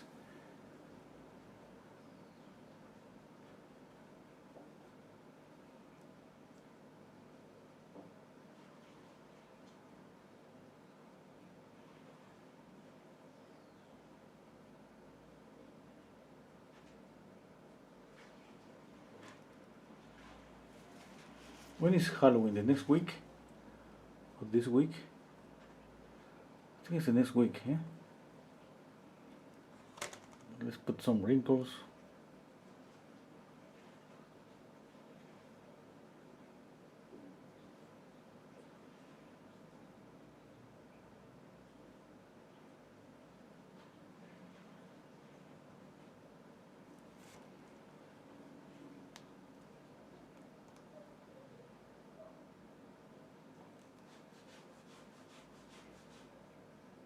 We're gonna just see if the wrinkles works good or not.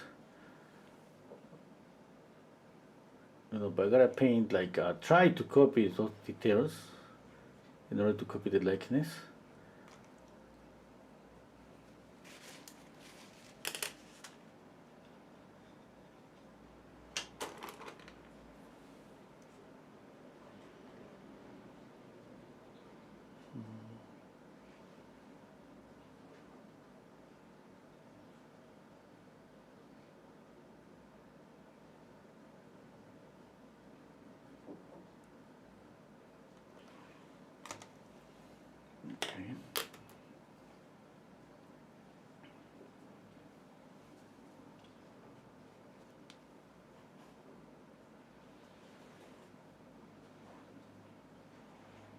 Adding a little bit of green here.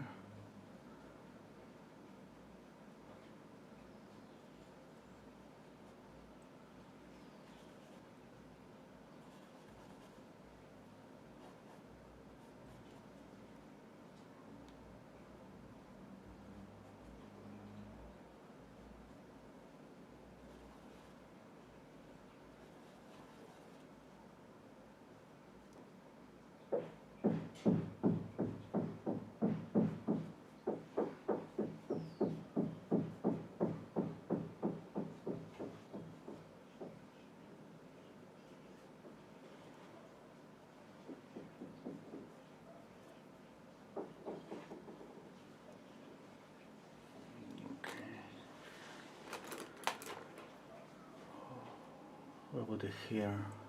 Some yellow here to paint the hair.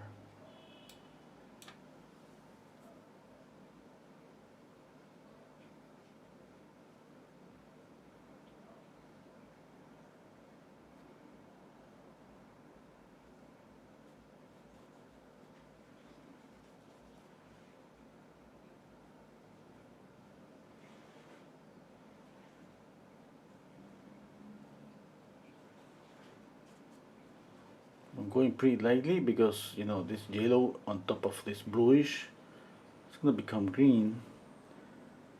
But, you know the hair that this his blonde hair is kind of greenish, but I gotta control you know this greenish color. I don't want to look green you know.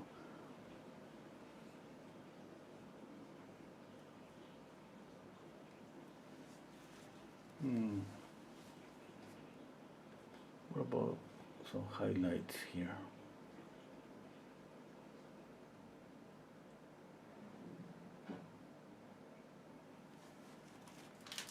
Yep.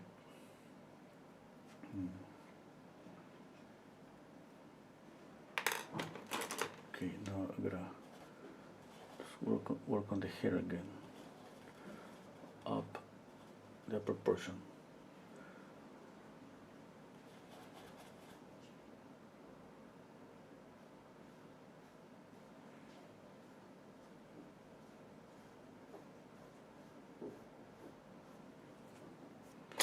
Pick up a palette knife.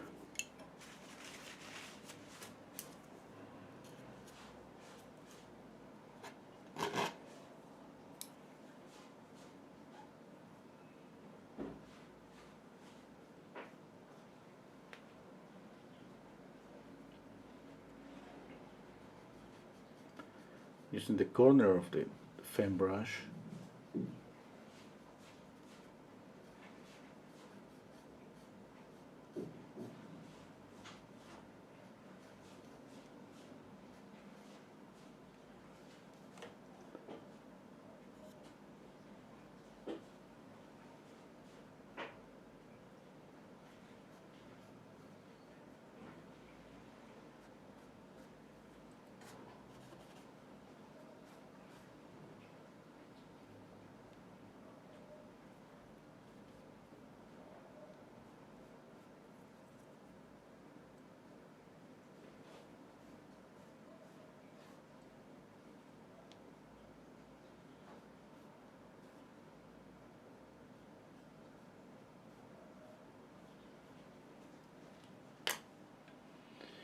I think it's too bright.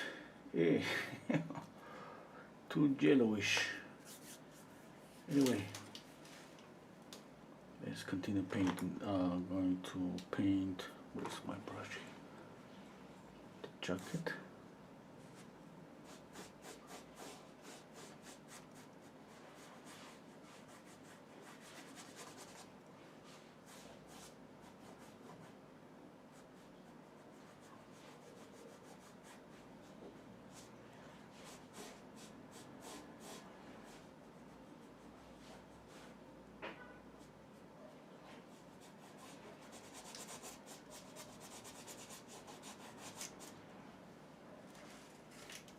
A little bit of red here.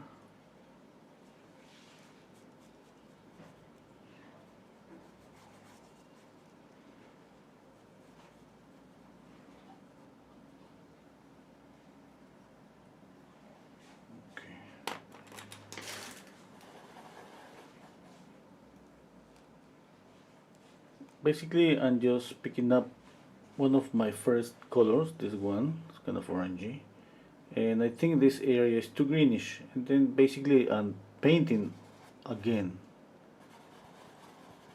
Okay, and that's my way to retouching, just painting again. That's the only way to do it. And when we paint at a prima, of course, because we can let it dry and just retouch later.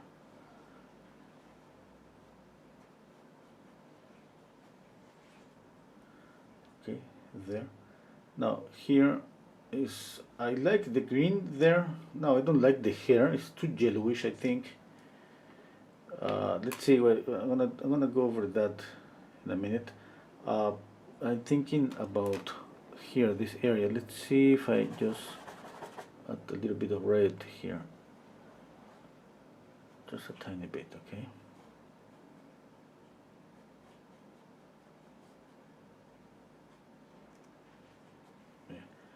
Now I need a different fan brush. Okay, got one here, and I'm gonna mix black and white.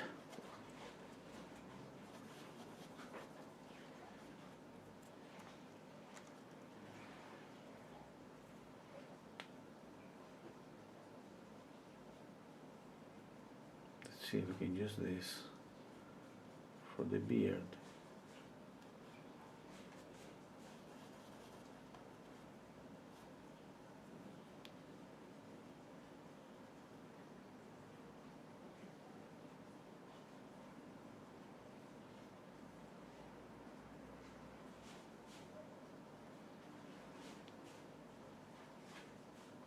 Oops, that was too much.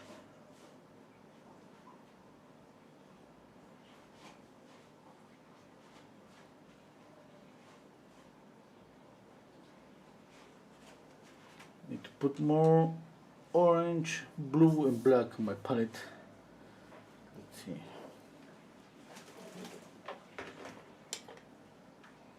Let's see how long I've been painting. Almost 2 hours.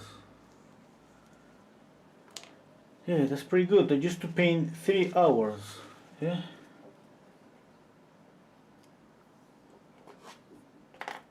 Renzo says, can you bring the photo and your painting together on the same scale using Photoshop? Yeah, I'm gonna do it because I do that when I wanna see the reverse image. I'm gonna continue painting yet. Maybe in the next few minutes. I'm gonna do that. Yeah. October 30th. Okay.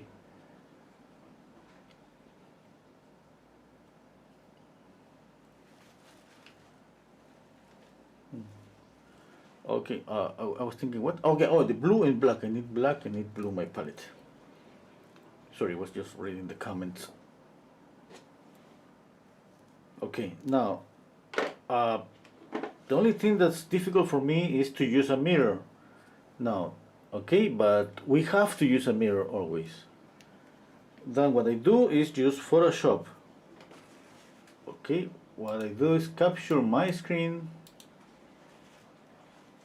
Let me see. I'm trying to make my screen a little bit bigger. Yeah. Okay, just 1 second.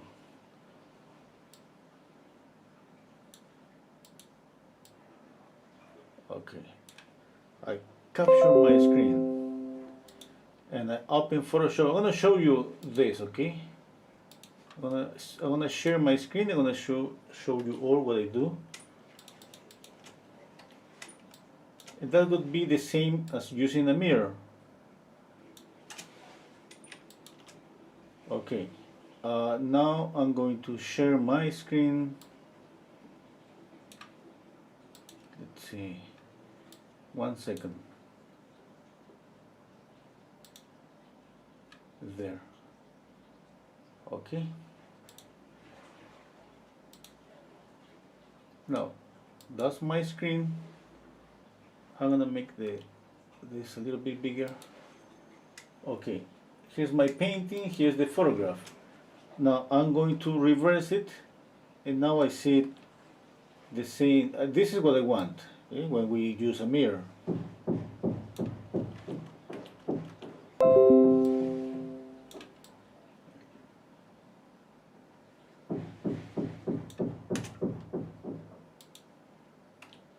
Okay, I get even closer. Now I see a lot of good things on my painting. Yeah. But something is kind of off. I have to move it here. Something is. I don't like something. I don't know what it is.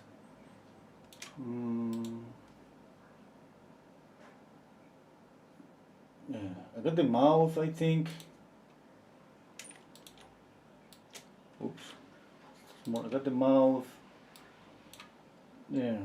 It's the width of the face, yeah? Yeah. Oh, the shape of the mandible. I don't see. I gotta see a line on the mandible that it shows perfectly defined. You know. Yeah, the shape of the forehead. Smaller eyes, maybe. Some wrinkles. Yeah, but definitely the width of the face. Yeah. I gotta make it wider.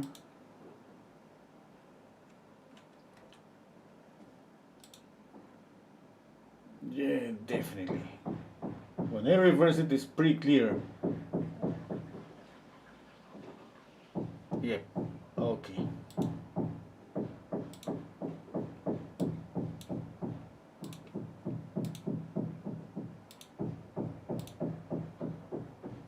I hope everybody was able to see it. You know, I think my problem is here. You know, the width, this area, and define the mandible. There's gonna be some details about the eyes, nose, and mouth that I think I'm pretty close, but maybe the eyes should be a little bit smaller. Okay. Now I'm gonna fix what I have seen there. Let me see. Okay, I need a pointy brush. Okay, I need a darker color.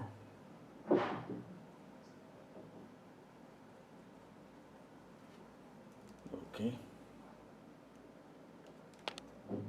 Let's see. First, okay, I gotta move this up, kind of here.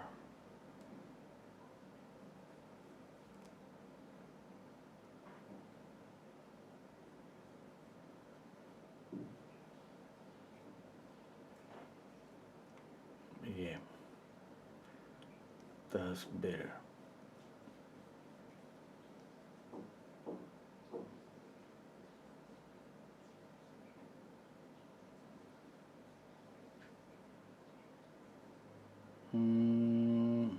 Okay. Tiny brush. I'm gonna make this a little bit bigger. Okay. What else? What else? What else? Yeah, the edge here on the face.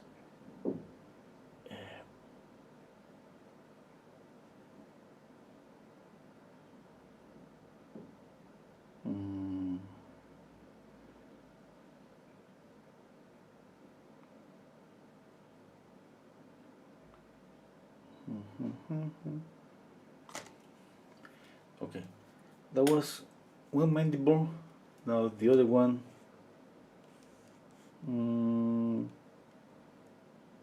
But I think this one is okay. Difficult to say. But yeah, I think it's okay. I think it was just one mandible here. This one. Okay, now I'm going to darken up this here.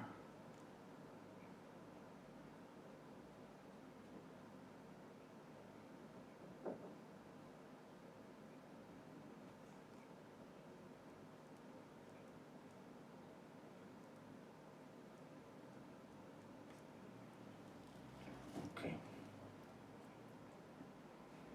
Now, I think it's better. Let me think.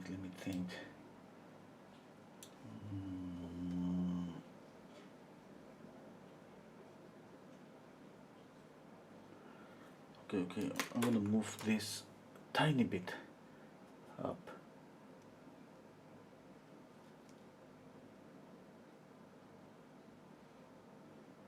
First the neck.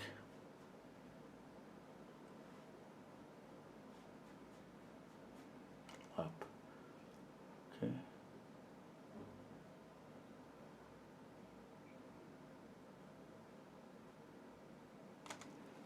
Okay.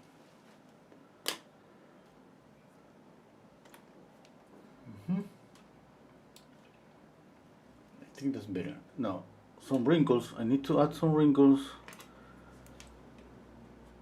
Now, and check out with.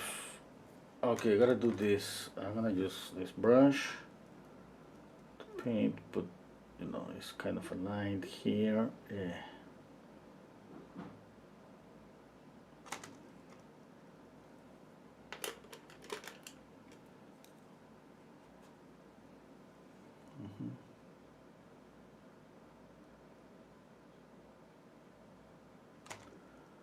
Okay, there. Now the other one, up, there.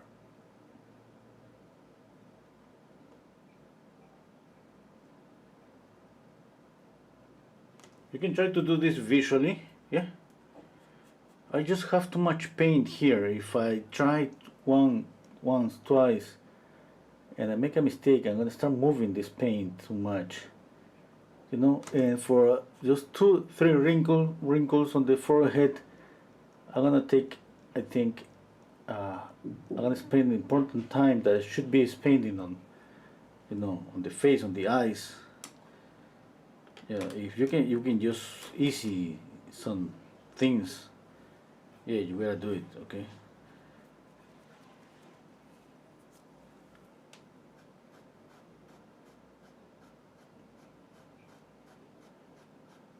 I always mention that use some tools are allowed. Painting a portrait already is a challenge. We don't need to make it difficult, okay? Remember, measuring is something that basically I've been taught that to have to measure all the time. A tool that I find pretty nice. I don't use it that much because I don't have a space here to use it, but it's a proportional divider. I think a proportional divider is pretty good.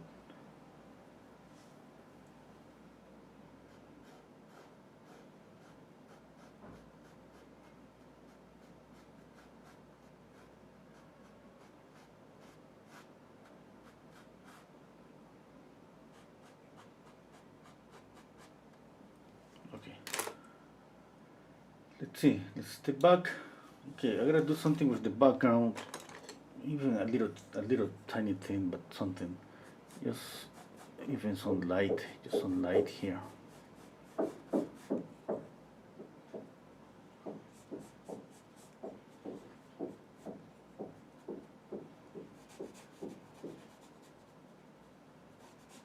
Okay, light here, light here. I made a mistake. Yeah. I made a mistake just painting the light in this area. But anyway, it's done. I'm gonna continue.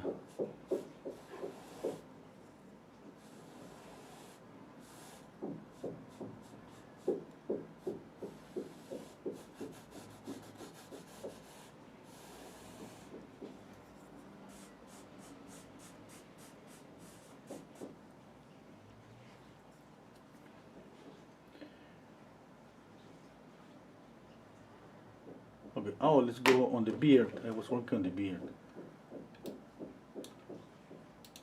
See some comments. Light on the face, more spread in the photo. Okay, Nilo, thank you. Jonas, the curve on the right jaw, better now. Thank you. Hello, Dennis. Mustache. Yeah. The bottom lip. Okay. Okay.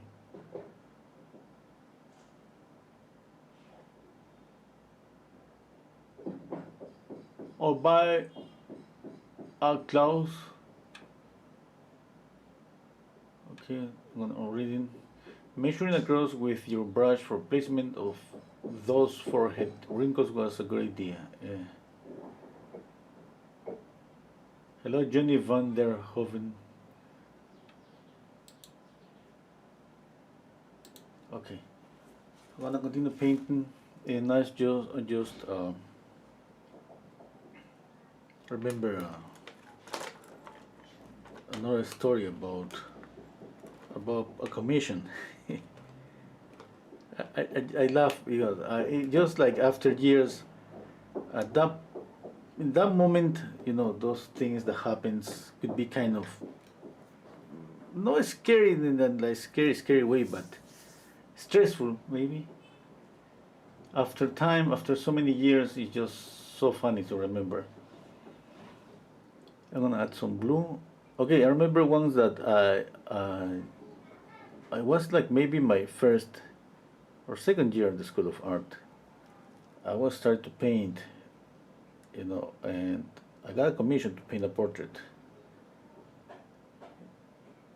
But this person, she wanted me to paint her just live, go to her house and just sit there, for day after day. And that was pretty, a nice experience. The thing is, I couldn't get it. Wow, it was a really amazing struggle to get the face. Just, I know, I think I know why was the reason. Painting a model in the School of Art, it was kind of different because we painted the model, nobody critiqued us likeness ever. A teacher was always about values, about, drawing proportions. If we got close to the painting, to the person was like enough, But when it was the time to paint somebody that, is paying for that, they just care about the likeness. They don't care about anything more. Not about proportion, nothing. Everything has to be there, proportion, all of that. But yeah, I didn't get away with the painting. I couldn't get away, And it was at the same time being there like twice a week for a couple of hours. And this woman was imagined that like high class society woman, and she couldn't stand like a model in the School of Art, like they were pretty quiet, stiff, there for us to paint. She was always moving, checking out things.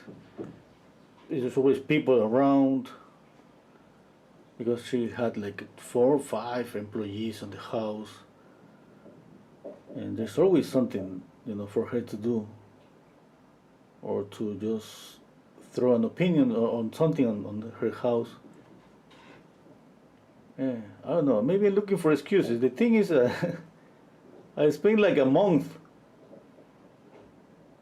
going twice a day, maybe more than a month, At the end, she paid me the portrait. She didn't tell me anything like, hey, I don't like it, but I knew for sure that it wasn't okay.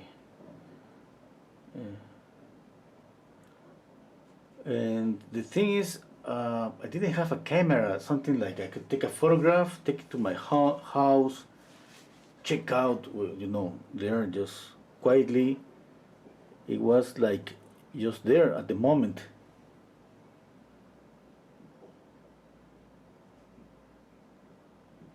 Painting for life is pretty good, it's pretty important. It's obviously, it's a different experience when you paint somebody that's just there, and definitely it's gonna move, because it's gonna move. There's no way that's gonna keep. Every hour an hour painting, an hour painting session is 45 minutes painting and 50 minutes for the model to rest. And every time that when we painted a portrait in the School of Art, every time that we stop, after 45 minutes, the model came back after 15 minutes, and then she sat in a in a different position, sat in a different position, a little bit different. And everybody was trying to move her. It was more like for here, looking at, at the end, somebody says, hey, it's perfect here. And the other guy was like, no, it's not okay like that. Move a little bit here, a little bit that. Oh, it was kind of a mess. And for me, it was like trying to capture the same person from a different position every 45 minutes.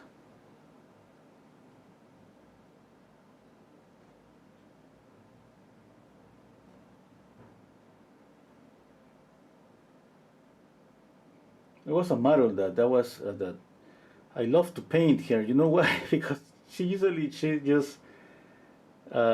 used to kind of pose and look for poses that she was kind of relaxing, resting on her arm, or resting on there in the middle of the classroom, and she fall asleep every time. Every time she fall asleep, we take advantage. We painted. That was the time for her to kind of rest, the 50 minutes. She was just there sleeping. We didn't say anything. We just continued painting and painting and painting, but she didn't move. No, not for a portrait. We paint like a completely the human figure. For a portrait, it's different. Yeah? For a portrait, there's always some kind of movement.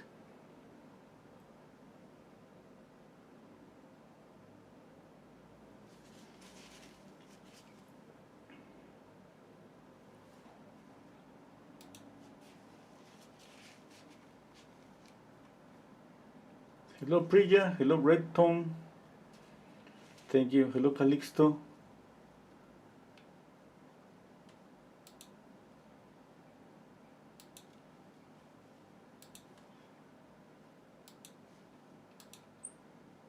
If you like it, press the like button. Yeah. If you don't like it, press the dislike button twice.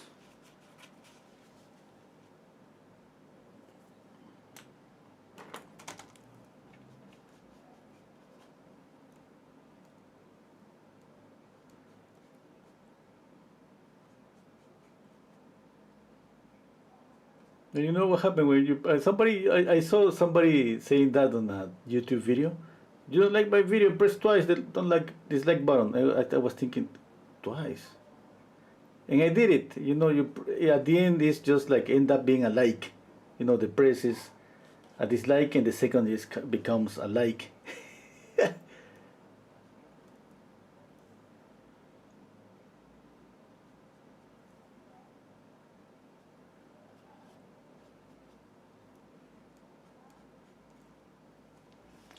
Okay, I'm missing some dark beards here. Dark hair.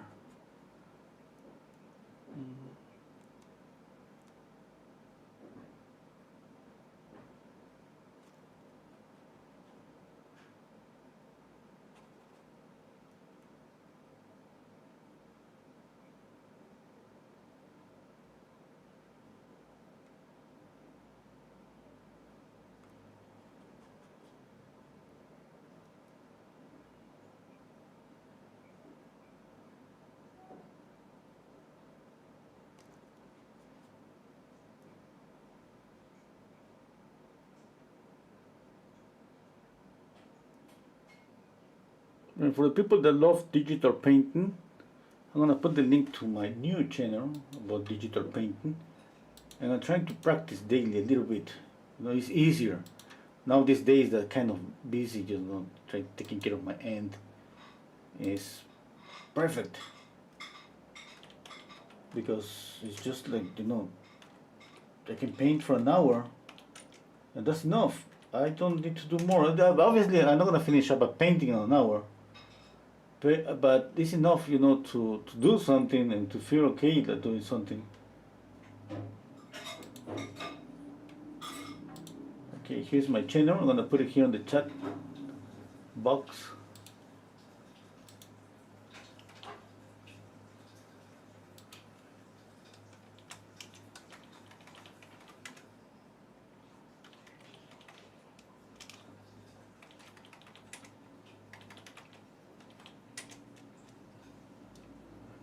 Okay, I'm writing everything wrong. Okay, here it is. I wonder what kind of canvas it is and the prime I did. I primed my canvases with just acrylic. Gesso, sorry. Okay, Nikki. See you. Thank you for being here. Thank you, Johnny. Yeah, I was speaking about what? My channel? No, something more. Nothing, I think. Yeah, I was just painting the beard, making this dark.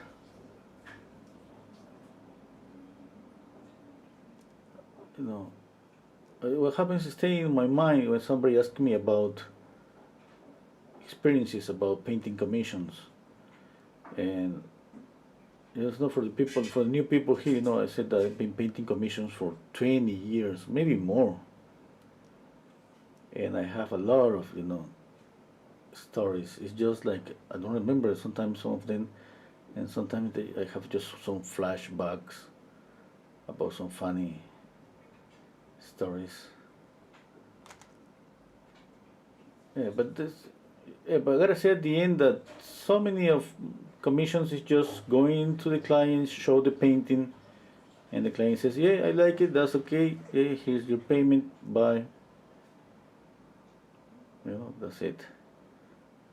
Some people just got emotional, because sometimes you paint somebody that passed away just recently. Yeah. It's just like I was gonna remember this woman that she kissed the painting. The painting was wet. And she kissed the painting. I didn't have the time to stop her. It was so fast. She was like, imagine the painting here, and she was just close, just with the painting on her hands and checking out the painting, saying, "Okay, that's beautiful." And then she started to cry and kissed the paint. And I was like, "Stop!" And it just wasn't like in slow motion. Boop. And then all of a sudden her face was with paint. Yeah. And I didn't say anything. Oh my God. When you're young, sometimes you make some, stupid things. I didn't say anything. I remember it was like, I saw that her face was with a little bit of, pinky reddish color, and I said, "Okay." She was, "When you finish up the painting?" "In a couple of days, it's gonna be okay." I said, "Okay, bye.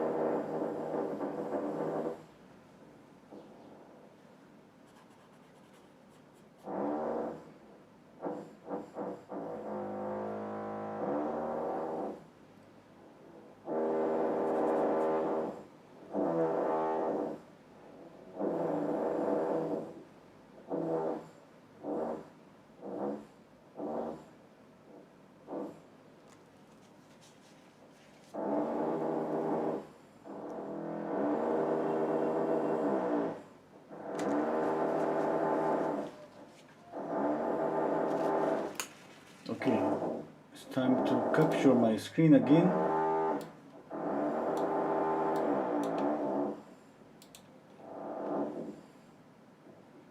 pick out.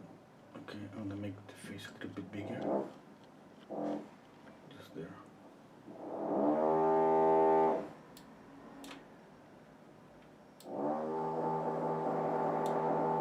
I'll capture the screen.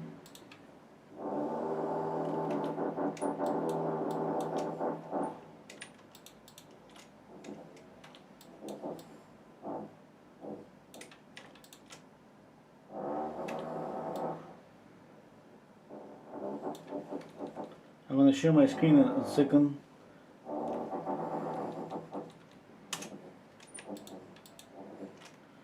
Okay, I'm going to share my screen now. Here it is. Okay, here's my painting, here's the photograph. I'm going to reverse it. Photoshop show more saturation, I notice that. I'm going to reverse it. Okay. Now. Okay. Oops, that's too big.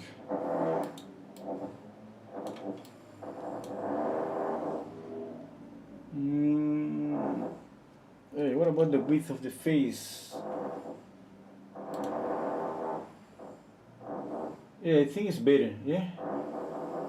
Yeah, I think one thing, the size of the eyes. I think, especially the right eye. I gotta kind of close one of his eyes a little bit. I gotta just open, like he has a wider forehead. Yeah. Yeah, and the light on the cheek. Oh, the cheek. It's just, you know. Yeah, I noticed that. Okay. Yeah, what else? Still working on the beard. Yeah, okay. I'll be back.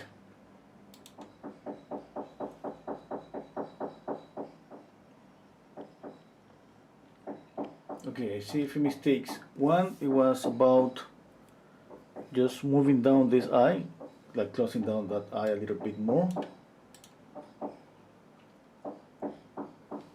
Okay, gonna move with this 00 brush. The bright lit.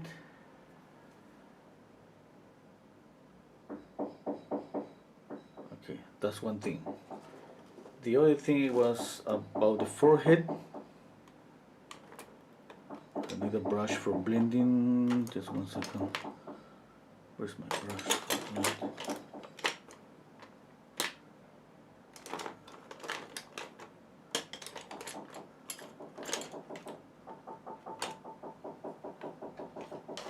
Okay, it's here.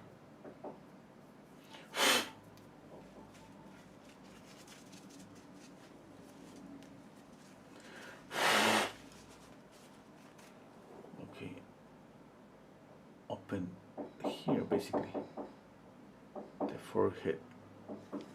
Okay, and here.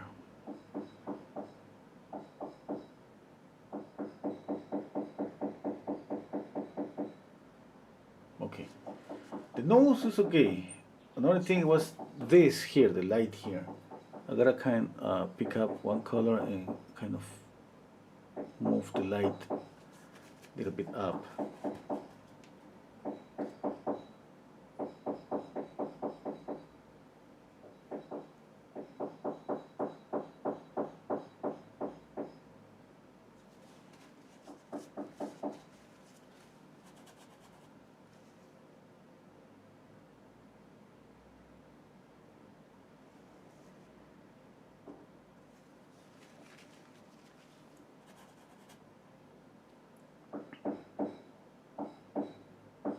Okay, when I'm doing this about using Photoshop to see my reverse image, I suggest that you do the same with your painting using a mirror.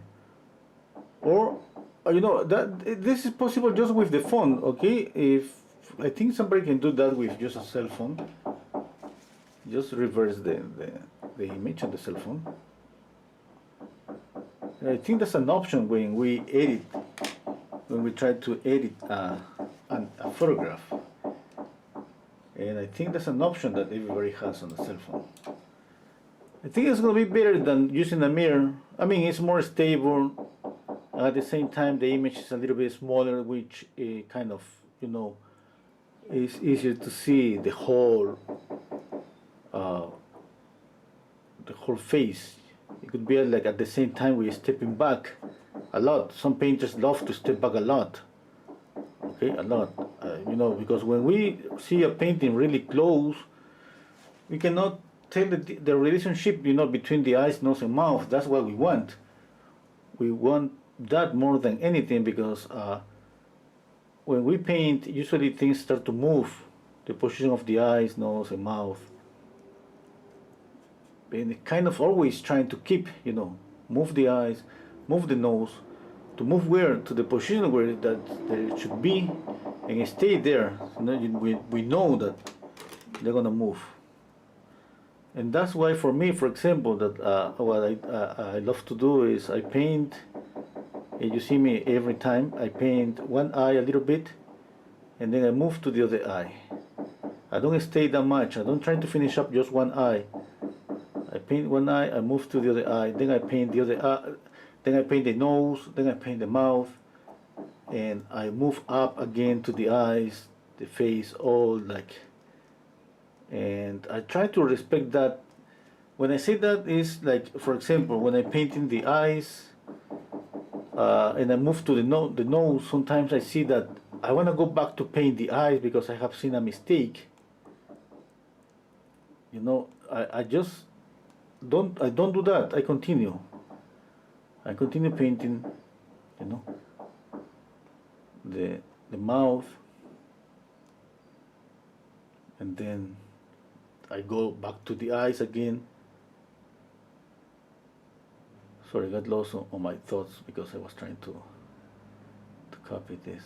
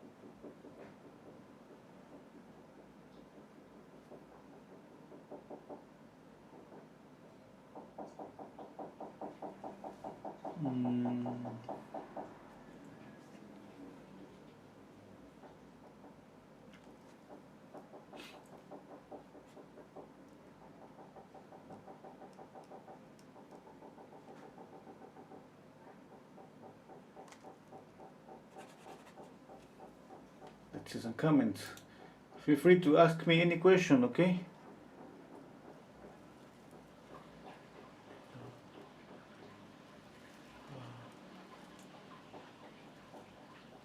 Love you share experiences. Okay, thank you, Elba. Sylvie saying, how much time do you have to paint the model from life at school? 3 or 4 hours. It was 4 from 8. It was 8 or 9. It was 4 hours. Yeah, 4. If I make a mistake, 5 hours. And it was like Monday, Wednesday, and Fridays. But we used to paint the whole week. But it was like the model, it was just there Mondays, Wednesdays, and Friday. But the studio, the classroom was open. You can go, any time of the day. I used to paint sometimes like I used to skip some theory classes sometimes, and I stay on the studio painting. Yep. And it was like living on a second house, because sometimes with my friends we used to buy food and basically eat, dinner on the classroom at night. Yeah. And there were some couples there because you met, you got a boyfriend and girlfriend, and some couples they stay like the whole day there. It's just like starting the second house. It was amazing because the classes were started at 8 a.m. Painting until 1 p.m. and then we have theory classes at usually 3 p.m., 4 p.m. for 2 hours, just 2 hours, and then we had drawing. Drawing, it was from 6 to 9 p.m. It was the same Monday, and Wednesday and Friday.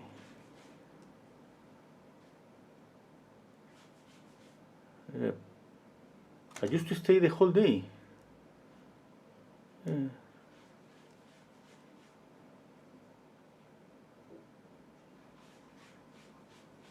The whole day. Wow, it was amazing. For 6 years, I was doing that. I was just living in a bubble. That was pretty nice for everybody there. Nowadays, I don't know how's working. I don't think it was the same way.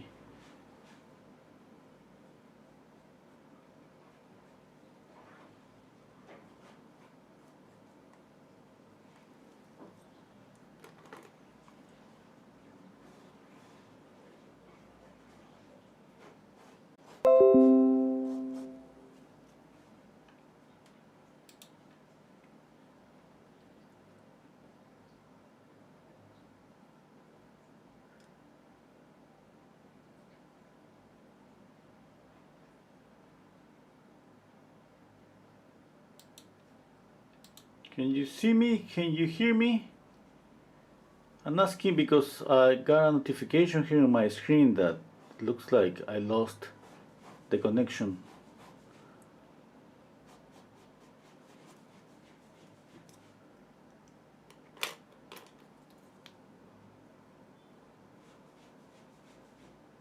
Maybe nobody's watching me right now.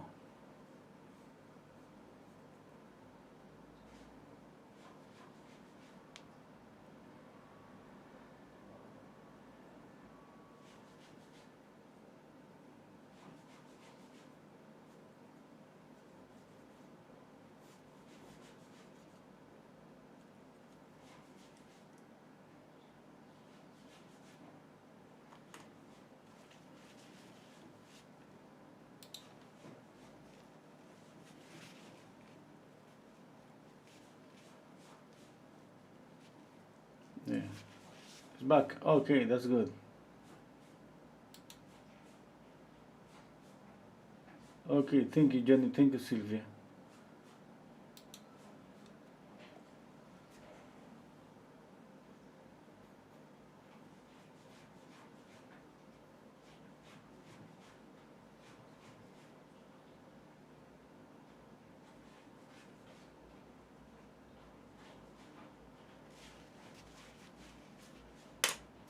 I'm adding a little bit of blue here, light blue.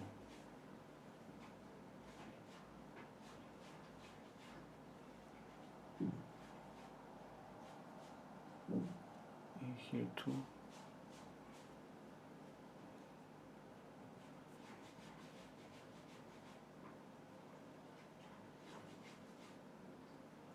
And I add a little bit to the face. Oops, that was too much.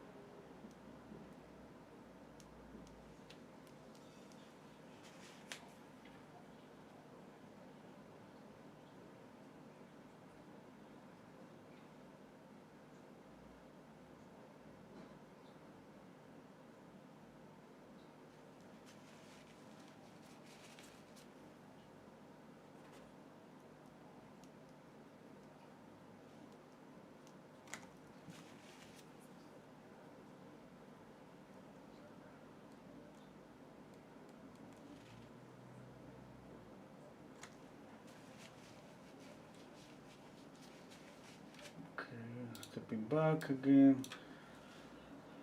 Check out this.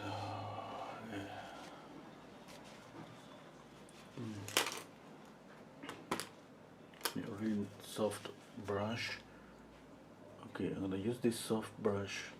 I'm mixing this dark red. It's a touch here. A little bit of Lizard Crimson.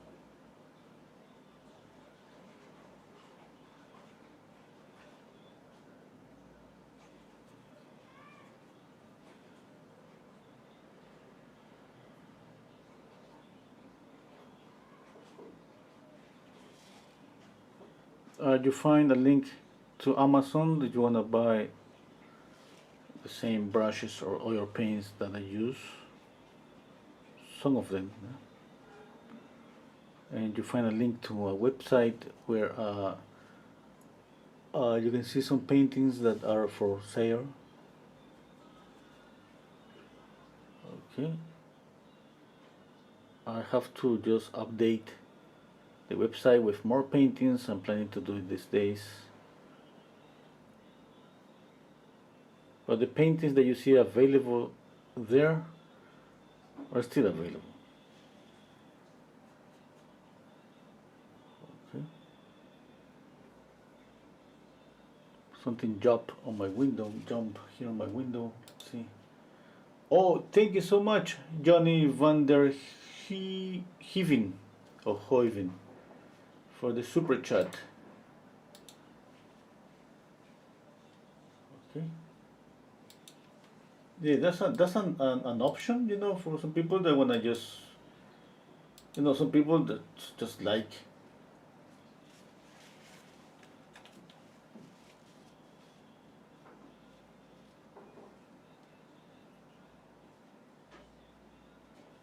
Okay.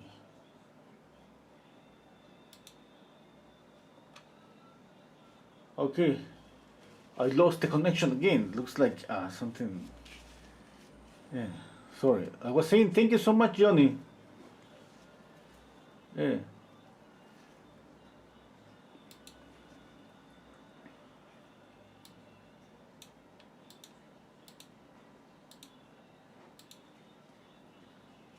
Okay, I got this greenish, I got these touches of red. Okay. Oh, I was working here. I don't know what happened. Oh, when I lost the connection, I got distracted.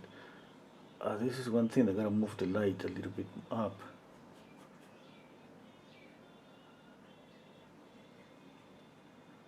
Yeah, that. And I saw that when I was checking, you know, my reverse, or checking on Photoshop. And I forget to correct that.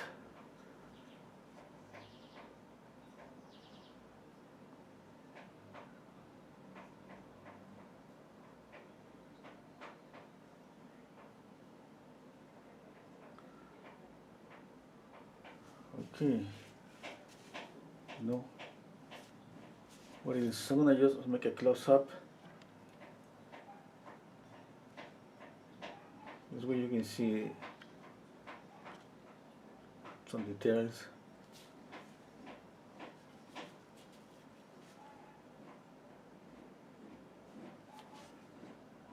Okay.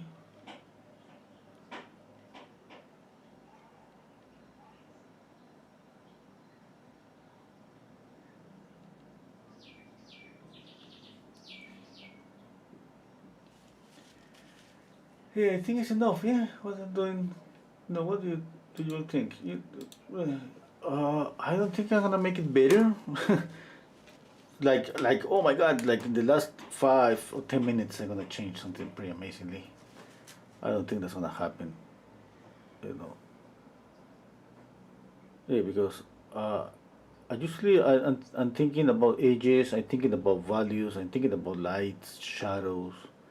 When I think about color, sometimes I decide to change the color and add temperature contrast. That means that I exaggerate temperature. I could make the highlights or the lights a little bit cooler or warmer, usually warmer. Yeah? And then I do the same with the shadows. I just go with the opposite. Remember the rule, you know, if you have the light is warmer, the shadow is cool, and the reflected light is warm. Okay, don't it's not just warm light, cool shadow. No, that's incomplete. Okay, warm light, cool shadow, warm reflected light. If you don't add the reflected light, and that we're missing something important there. Why that happens? That happens because obviously light bounces everywhere, and if the light source is pretty warm, it's gonna bounce back to the face. That's why because of that the shadow it has something cool and something warm, both.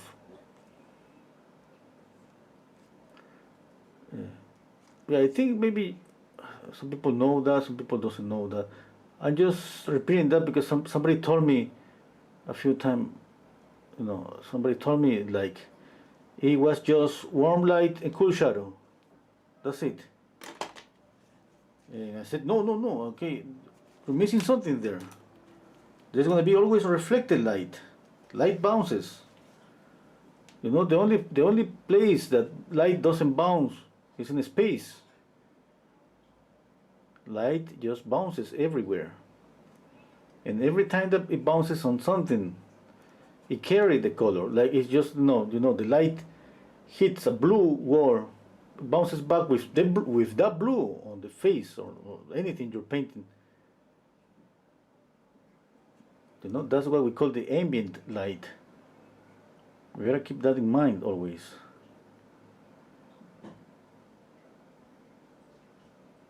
Because that's gonna keep, the harmony of the painting.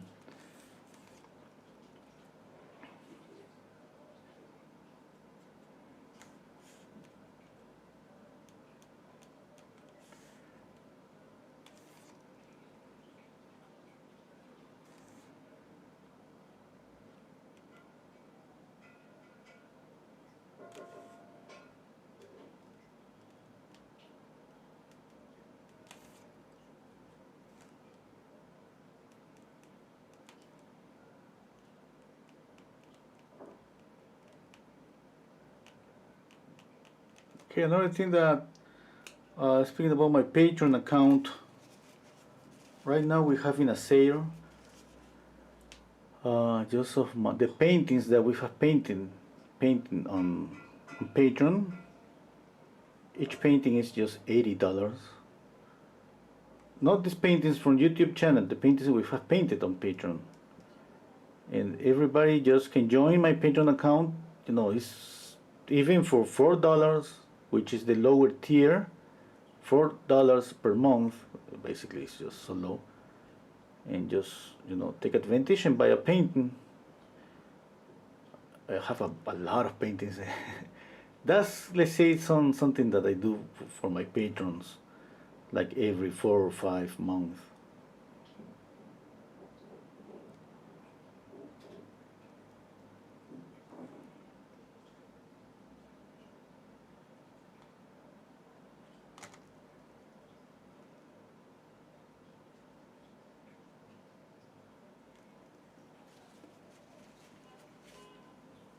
Okay, what else I need to do?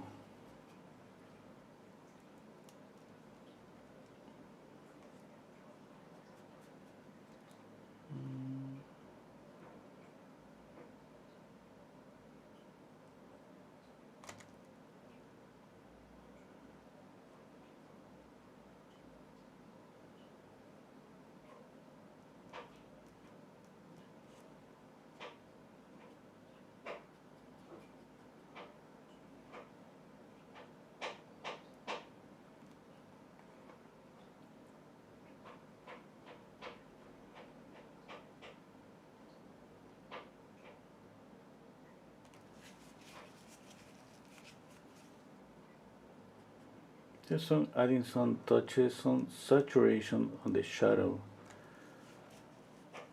On the shadows, for example, here, some dark red.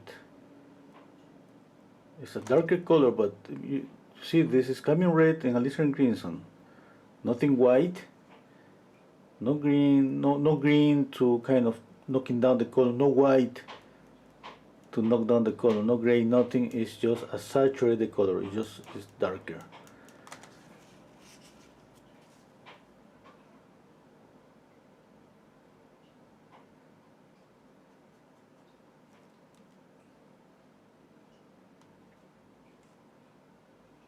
Squinting down, I still squinting down my eyes. That's something that we gotta do during the whole process.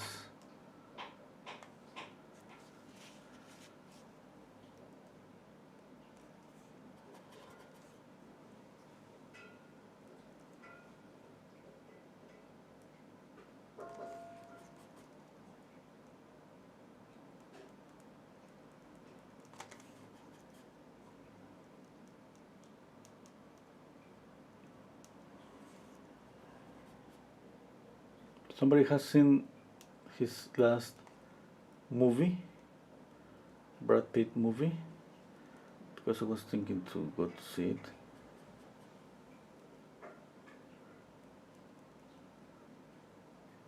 It's good.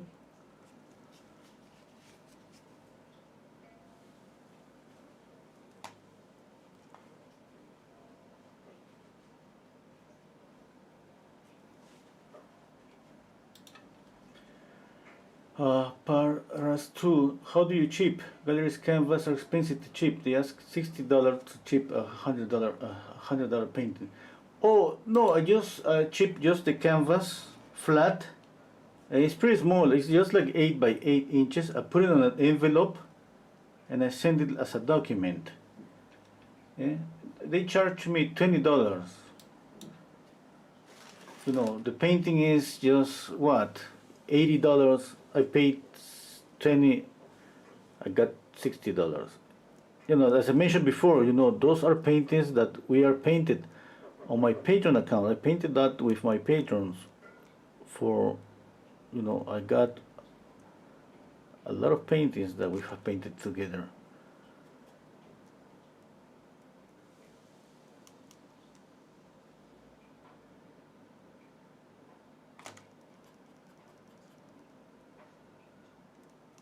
On the website that is on the description box is renzoart.com.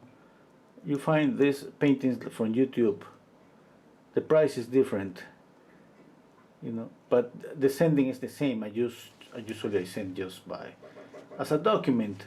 In this way is cheaper, and I think is better for the painting. Is the safest way, I think, for a smaller painting, you know.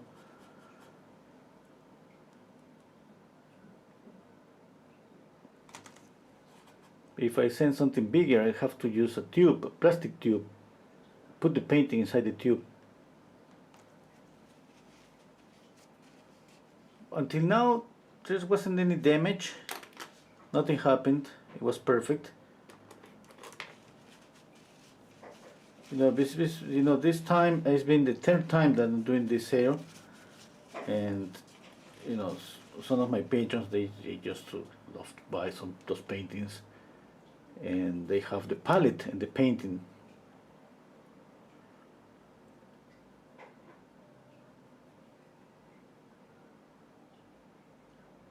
You know, looks like a safer way to send a painting.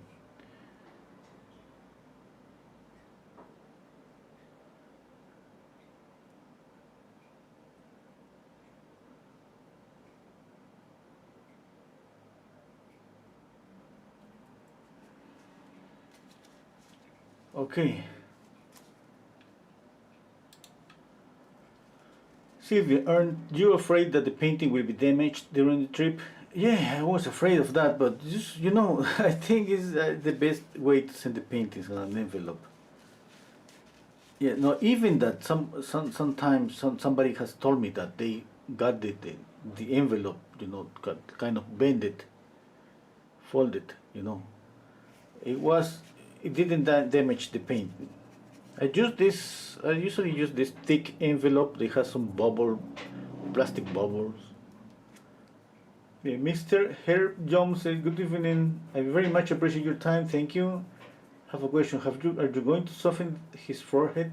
Oh no, no, no. Sometimes I love just to paint pretty soft, and sometimes I love a little bit of more paint on my canvas. And even if you go back like a year ago, I have painted like a few paintings with a lot of paint, really thick. It's just like from time to time, you know, it's just what I like. I think that's my cell phone.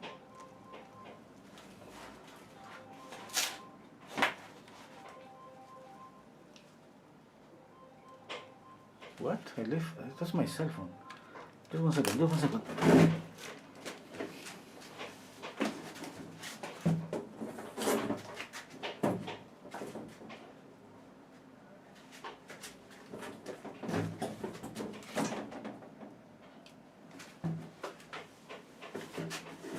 Yeah, that was my cell phone. Sorry.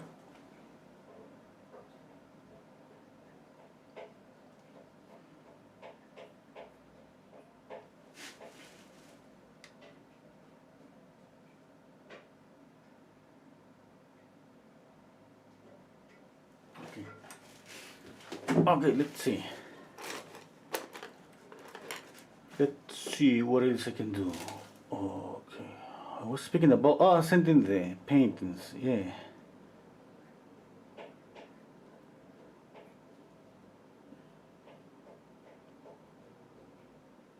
But there's always, I mean, as a painter, is, you know, that's one of the things that uh, that maybe is not nice about, especially here. You know, the mayor service is not good. But anyway,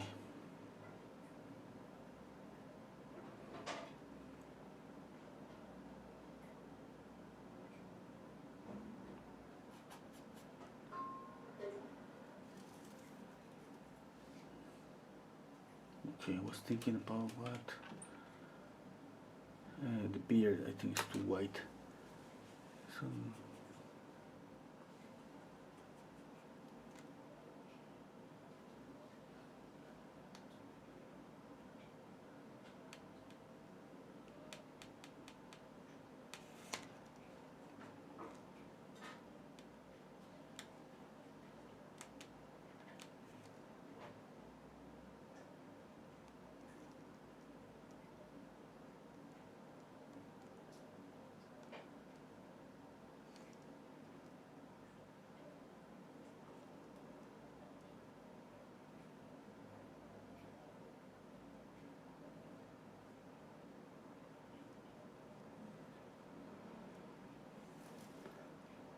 Okay, what else? What else?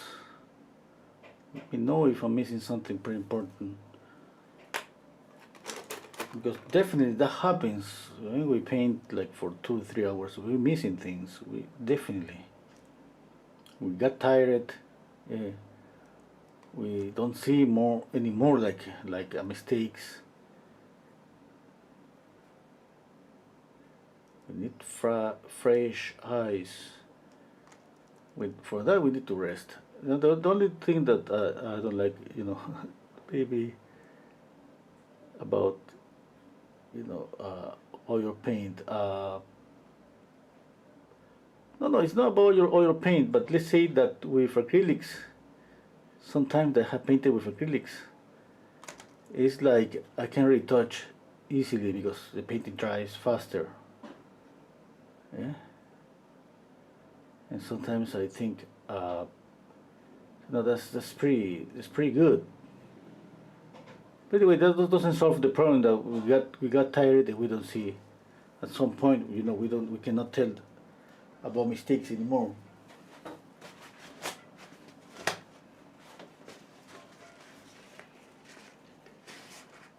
But something pretty funny, when I'm painting with oils, sometimes I think, oh my god, this should be dried right now.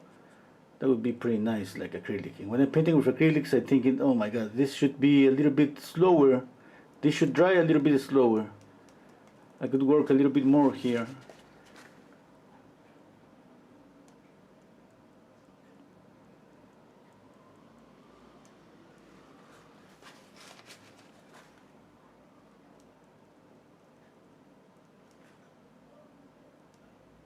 Okay.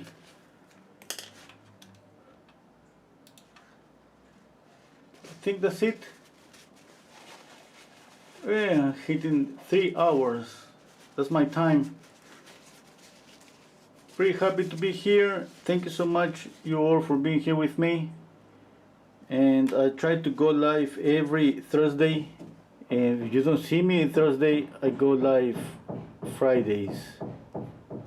You know, and if you don't see many of those days, it's just, that means that I've been busy. I was explaining that I'm just taking care of my end. Between all working and all of those things, you know.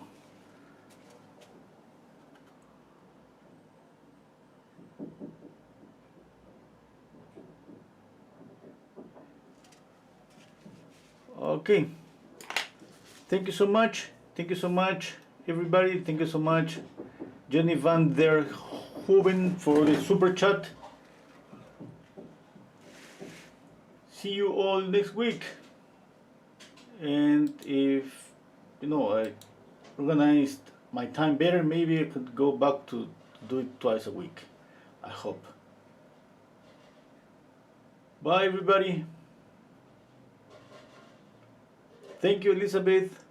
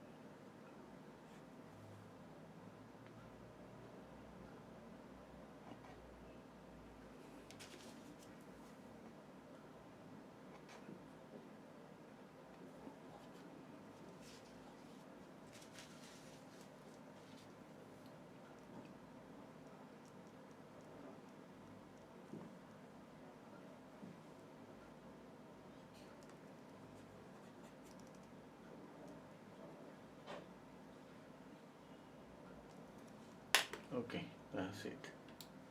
Bye.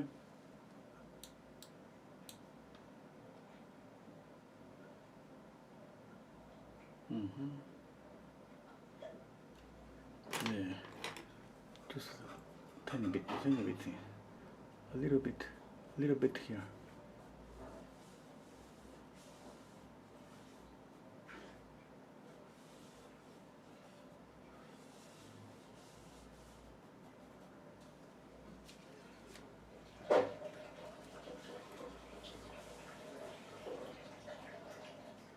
Okay.